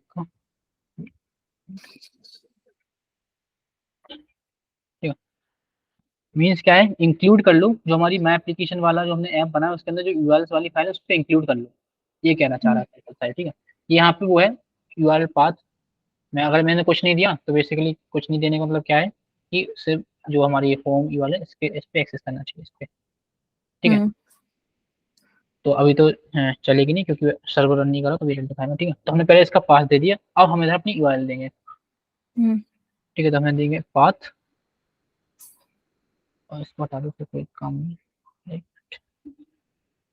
ठीक है। पाथ देंगे, लेकिन सबसे पहले हमें क्या करना पड़ेगा, जो हमारे व्यूज हैं, जो हमने जो व्यू बनाया इसको पहले इंपोर्ट करना पड़ेगा, ठीक है। इंपोर्ट करेंगे फ्रॉम व्यूज, इंपोर्ट हो, इसको इंपोर्ट करके फिर इसका हम क्या देते हैं इसका पाथ, ठीक है। मतलब कि यूआरएल पे कैसे एक्सेस करेगा, तो पाथ इसमें दे दिया। वेल जिस मैंने भी कुछ पाथ दिया नहीं, ठीक है। मीन्स हम चाहते हैं कि जो हमारी बेस यूआरएल है हो उसी पे हमारा दिख जाए, तो मतलब देख देंगे व्यूज डॉट व्यूज छोड़ो, हम लिख देंगे होम, जो हमारा व्यूज फाइल का नाम है वो फाइल का नाम दे देंगे। तो हमारा ये क्या कहते हैं उसको, यूआरएल बन गया सिंपल सा, ठीक है। और वो काम करते हैं इस पे काम, तो एक्सेस नहीं कर रहा, एक मिनट मैं से अपना बीएस को रिस्टार्ट करता हूँ, एक मिनट और मेरे को रिस्टार्ट करने दिया ना बीएस को, दिक्कत है। तो सर ये सारे कमांड्स याद करने पड़ेंगे? हाँ मतलब इसको आप चलाते जाएंगे तो आपको याद हो जाएंगे, कुछ नहीं है ज्यादा, कुछ ही कमांड है अपने प्रोजेक्ट रन करने के लिए, Python manage dot P Y run server, hmm ये फिर अपना आता है मेक माइग्रेशन, फिर होता है उसके बाद माइग्रेट, ठीक है। मेक माइग्रेशन मीन जो अपने चेंजेस बनाए उसको सेव करने के लिए, उनको डिटेक्ट हम्म करने के लिए, और हम्म माइग्रेट होते हैं उन जो चेंजेस किए हैं उनको सेव करने के लिए, अच्छा ठीक है। फिर अपना जो सुपर यूजर बनाते, वैसे तो इसकी कमांड बहुत सारी है, अगर आप गूगल पे भी सर्च करोगे इसकी चीट शीट आती है वो मिल जाएगी हम्म आपको, इसमें सारी इसकी जो बेसिक्स कमांड होती है ना, वो हम्म आपको इसमें मिल जाएंगी। इसमें बहुत सारी कमांड होती हैं इसके, जैसे हम जैसे कोई डेटाबेस यूज करते हैं, जैसे हमने जो यूज किया डीबी डॉट एसक्यूएल लाइट 3, ठीक है। अगर हम हम्म जैसे माई एसक्यूएल को यूज करते हैं कभी, जैसे ठीक है जो हम्म जैम्प आपने सुना हो, जैम्प माई एसक्यूएल यूज करते हैं, हम्म तो उसमें हम क्या करते हैं, जैसे डेटाबेस हम खुद से बना देते हैं ना, उसमें उसमें हम डेटाबेस बना दिया, लेकिन हम हम्म चाहते हैं जो हमने आपको इसके अंदर फाइल दिखाई थी मॉडल्स डॉट पी वाई, हम्म उसके अंदर जो स्कीमा होता है ना डेटाबेस का स्कीमा आप बताया जो मैंने आपको, हम्म वो इसके अंदर आ जाए। हम्म तो उसके लिए सिंपल सी एक कमांड होती है पाइथन फ्रीज, और इसमें ग्रेटर देन का सिंबल, अपनी जो फाइल का पाइथन का नाम देना है वो दे दो। तो इसके ऐसे बहुत सारी कमांड होती हैं, ऐसे तो याद मतलब बहुत सारी है, कितना ही याद रखोगे, लेकिन इसकी जो कुछ बेसिक बेसिक है वो हमें याद करनी पड़ेंगे ना। ओके इसके अंदर चल रहा है क्या, माउंटेन्स पता नहीं है, बीएस कोड कुछ एरर इसमें चल नहीं रहा है, हम्म इसका मैं फिक्स कर दूंगा अभी। तो अभी आप इतना समझ लीजिए बेसिकली जो आपको मैंने बता दिया ना फाइल्स के नेम, हाँ हाँ वो समझ लीजिए, ठीक है। मॉडल्स वाली फाइल क्या करती है, व्यूज वाली फाइल क्या करती है, यूआरएल्स वाली हम्म क्या करती है, अपनी जो माई प्रोजेक्ट की जो अपनी जो बेस डायरेक्टरी होती है, मीन्स या फिर सेटिंग्स वाली जो डायरेक्टरी जहाँ पे हम सेटिंग्स करते हैं वो क्या होती है, ठीक है। तो आपको इतना हम्म, समझ में आ गया ना, हाँ सर। है ना। कुछ अभी इसमें डाउट हो इसके रिगार्डिंग तो आप अभी पूछ सकते हैं। मतलब ऐसा है कि जैसा ये वाला जो हमने जेंगो वाला किया उसमें माय प्रोजेक्ट बनाया और हाँ फिर हाँ एक एप्लीकेशन करके हमने बनाया, तो हाँ हाँ ये सब जब हम किसी प्रोजेक्ट पे काम करेंगे तो हमें ये सब बेसिक चीजें हैं ये पहले करनी पड़ेंगी कि हर एक हाँ। प्रोजेक्ट के अकॉर्डिंग अलग अलग होता है। नहीं हमें ये सब करनी पड़ेगी, इस समय अपना प्रोजेक्ट तो पहले बनाना ही पड़ेगा, ठीक है। तो हम हाँ पहले प्रोजेक्ट बनाने के लिए अपना जो कमांड है क्रिएट प्रोजेक्ट वो हम देंगे ही, ठीक है। हाँ उसके बाद एक प्रोजेक्ट के अंदर मल्टीपल एप्लीकेशन होती है, मीन्स अभी तो मैंने एक बनाया, लेकिन अगर जैसे बहुत लार्ज स्केल जैसे बहुत बड़ा बनता है ना, तो उसके हाँ अंदर अलग अलग एप्लीकेशन बनाते हैं। तो अभी तो मैंने अच्छा सिंपल सी एक एप्लीकेशन बना दी, माई एप्लीकेशन। आप हाँ और भी बना सकते हो इसके अंदर। हम्म मीन्स ये कुछ बेसिक स्टेप्स हैं, तो आपको एक प्रोजेक्ट स्टार्ट करने के लिए करने पड़ेंगे, इसके बाद फिर अपने हिसाब से इसमें कोड कर सकते हैं आप, ओके है ना। ठीक है। तो इसमें और कुछ डाउट? नहीं बस इतना ही। अच्छा, तो मतलब इसमें इतना समझ में आ गया ना जेंगो में? हाँ ठीक है। और इसमें इसमें जेंगो बस इतना आसानी ये पड़ गई अपन को कि इसमें आपने जैसे देखा कि सारी हम्म, फाइल्स है ना, कि हमने सिर्फ मैंने कमांड रन की है, ऑटोमेटिक से अंदर सारी फाइल्स क्रिएट होके आ गई, हाँ है ना। जो मैंने एप्लीकेशन बनाई तो इसके अंदर अपने एडमिन वाली फाइल मिल गई, मॉडल्स वाली फाइल मिल गई, व्यूज वाली फाइल मिल गई, हाँ डेटाबेस ऑटोमेटिक इसने दे दिया हमको, हाँ सेटिंग्स सब बना के दे दी। तो हाँ जेंगो में ये आसानी पड़ती है, इसलिए हम जेंगो को यूज करते हैं, है ना। इसके अंदर हम्म हमें स्टैटिक और टेम्पलेट्स का अलग फोल्डर बना के हम इसमें अपनी स्टैटिक फाइल्स और टेम्पलेट डाल सकते हैं, है ना। इसके अंदर हम्म फाइल मैनेजमेंट भी बहुत ईजी पड़ता है, इसलिए हम जेंगो यूज करते हैं। अगर हम कंपेयर करें दूसरे पाइथन फ्रेमवर्क से हम्म वेब डेवलपमेंट में, तो हम जेंगो को इसलिए ज्यादा यूज करते हैं, ठीक है। इसमें क्या, इसमें जेंगो का इनबिल्ट ऑथेंटिकेशन भी होता है, तो उसमें हम क्या ऑथेंटिकेट करते हैं चीजों को, है ना, मीन सॉरी पर्सन यूजर को ऑथेंटिकेट करते हैं। हम्म पासवर्ड इनक्रिप्शन होता है इसके अंदर, है ना, इसके अंदर। और हमारा वेरिफिकेशन, जैसे मैंने आपको बताया कि एक ईमेल से यूजर हम्म को वेरीफाई करने के लिए वो होता है इसके अंदर, ठीक है। ओके तो जेंगो में इसमें क्या है, बहुत वास्ट फ्रेमवर्क है, इसके अंदर हम जितना जितना लाइब्रेरी बढ़ाते जाएंगे इतना उतना ये बढ़ता जाएगा, है ना, हम्म वो फंक्शनलिटी बढ़ती जाती है। इसमें मेनली हम जैसे जेंगो में यूज करते हैं, अदर प्लेटफॉर्म में जैसे यूज करते हैं, तो हम रेस्ट एपीआई का यूज करते हैं, रेस्ट फ्रेमवर्क हम्म का, उसमें हम एपीआई के थ्रू यूज करते हैं, हाँ ठीक है। और आपको रिक्वेस्ट करना पता है एपीआई किस तरीके से काम करती है? इसके अंदर से रिक्वेस्ट होती है get request, post request, update and delete. हम्म मेन या फिर पोस्ट की जगह अपडेट कर, sorry, update, delete, get, put get, ठीक है, चार होती हैं, ठीक है। हम्म अपनी जो गेट रिक्वेस्ट होती है उसके अंदर क्या होता है, हमारा जो डेटाबेस से डेटा होता है उसको हम लेते हैं, ठीक है, हम्म गेट। पोस्ट हम्म रिक्वेस्ट होती है कि हमारा जो डेटाबेस में जो स्कीमा बना रखा है, हम्म तो यूजर के थ्रू उसके अंदर इनपुट देना, हम्म मीन्स जो डेटाबेस को पॉपुलेट करना, हाँ तो वो पोस्ट रिक्वेस्ट के थ्रू हम करते हैं। मीन्स पोस्ट रिक्वेस्ट देना, जैसे हम कुछ फॉर्म पोस्ट करते हैं, हम्म तो एक हम जैसे फॉर्म पोस्ट करेंगे तो डेटाबेस के अंदर टेबल क्रिएट होकर आ जाएगी, मीन्स उसके अंदर सारी फील्ड्स आ जाएंगी, तो हम पोस्ट रिक्वेस्ट के थ्रू करते हैं वो। ओके इसके अंदर फिर एक अपडेट रिक्वेस्ट आती है, अपडेट रिक्वेस्ट क्या करती है, एक पर्टिकुलर टेबल को, हम्म एक पर्टिकुलर टेबल में से एक पर्टिकुलर वो ले लो रो, या फिर एक पर्टिकुलर कॉलम में से एक पर्टिकुलर टेबल का पार्ट उसको अपडेट कर देते हैं, ठीक है। जैसे मान लो यूजर प्रोफाइल एडिटिंग होती है ना, हम्म जैसे वेबसाइट में आप अलग अलग वेबसाइट में जाते हो, फेसबुक के अंदर जाते हो तो उसके अंदर आपको आता है एडिट प्रोफाइल के अंदर, तो उसमें क्या करते हो, अपडेट करते हो ना अपनी प्रोफाइल को, क्योंकि जो पहले से अवेलेबल डेटा है वो आपको दिख जाता है कि आपका नेम हम्म ये है और ईमेल ये है, फिर बाद में उसको आप एडिट कर देते हो, तो वो हम्म हमारी अपडेट रिक्वेस्ट हो गई, हाँ ये तो उसी पर्टिकुलर डेटा को अपडेट कर देना। और फिर हमारी होती है डिलीट, डेट वो नाम से क्लियर, उसको डिलीट हाँ करते हैं। डिलीट करना है। तो ठीक है इसके अंदर कुछ बेसिक बेसिक रिक्वेस्ट होती हैं, जो अपनी जो वेबसाइट्स होती हैं सारी इसी इन्हीं पे वर्क करती हैं, है ना, गेट, हम्म पोस्ट, अपडेट, डिलीट। हर हम्म वेबसाइट के बेसिक ये फंक्शनलिटी होती है, कैसे डेटा लेना है, कैसे डेटा देना है, और कैसे अपडेट करना है, कैसे डिलीट करना है, ओके सारे वेबसाइट के अंदर ये होता है। तो इसकी कुछ ऐसी बेसिक रिक्वेस्ट होती है, तो एपीआई के थ्रू हम यही करते हैं, है ना। जेसन वो बनती है, जेसन एपीआई बनती है, जेसन रिस्पॉन्स बनते हैं, हाँ तो हम वो करते हैं इसके अंदर बेसिकली, ठीक है। ओके तो रेस्ट एपीआई अलग होती है जेसन एपीआई अलग होती है। नहीं, जेसन मीन्स वो तो रिस्पॉन्स होता है जेसन पे, है ना। ओके जेसन एक रिस्पॉन्स होता है। अभी हम्म जैसे कुछ वीएस कोड में एरर आ रहा है दिखा नहीं, तो अब आपको मैं नेक्स्ट क्लास में आपको मैं दिखाऊंगा कैसे जेसन हम्म रिस्पॉन्स आता है और कैसे रेस्ट रेस्ट फ्रेमवर्क आता है, मीन्स इसमें वैसे रेस्ट फ्रेमवर्क में आपको थोड़ा आगे दिखाऊंगा कैसे एपीआई बनाते हैं, लेकिन हम्म, अभी जेसन रिस्पॉन्स दिखा दूँ। जेसन रिस्पॉन्स बेसिकली आता है, जैसे मैं आपको डिक्शनरी दिखाई थी ना आपको मैंने, हाँ तो मीन्स वही समझ लीजिए, जेसन वो होता है अपना जो जेसन रिस्पॉन्स होता है उसी को एपीआई समझ लीजिए, मीन्स वो सेम होता है। बट जो अपना हम्म रेस्ट फ्रेमवर्क जेंगो के अंदर होता है वो थोड़ा क्या कर देता है उस चीज को, मीन्स थोड़ा अच्छा ब्यूटीफाई कर देता है, मीन्स थोड़ा उस चीज को अपना अच्छे से दिखाता है ना। उसका एक ओके जैसे हमने आपको दिखाया जेंगो का एक एडमिनिस्ट्रेशन पैनल था, हम्म तो इसके अंदर जेंगो का एक रेस्ट फ्रेमवर्क का एक पैनल होता है। जब ओके उसको मॉड्यूल को इंस्टॉल करते हैं तो वो भी हमें वो पैनल प्रोवाइड करता है, तो हम जो हम एंड पॉइंट बनाते हैं एपीआई का, हम्म उसको जैसे हम वो यूआरएल में डालते हैं तो हमारे पास वो पैनल आ जाता है, तो उस पर हम अपने सारे रिस्पॉन्स देख सकते हैं, सारे जो डेटाबेस के अंदर जितना भी सब अवेलेबल है वो देख सकते हैं। तो वो रेस्ट वो तो एक मीन्स उसका नेम है। हम्म। काम तो सब पूरा काम तो सब जेसन रिस्पॉन्स पे ही होता है ना। मीन जो जेसन रिस्पॉन्स आता है उसी को हम एपीआई कह सकते हैं, जो मीन्स जो एपीआई में आता है। ओके।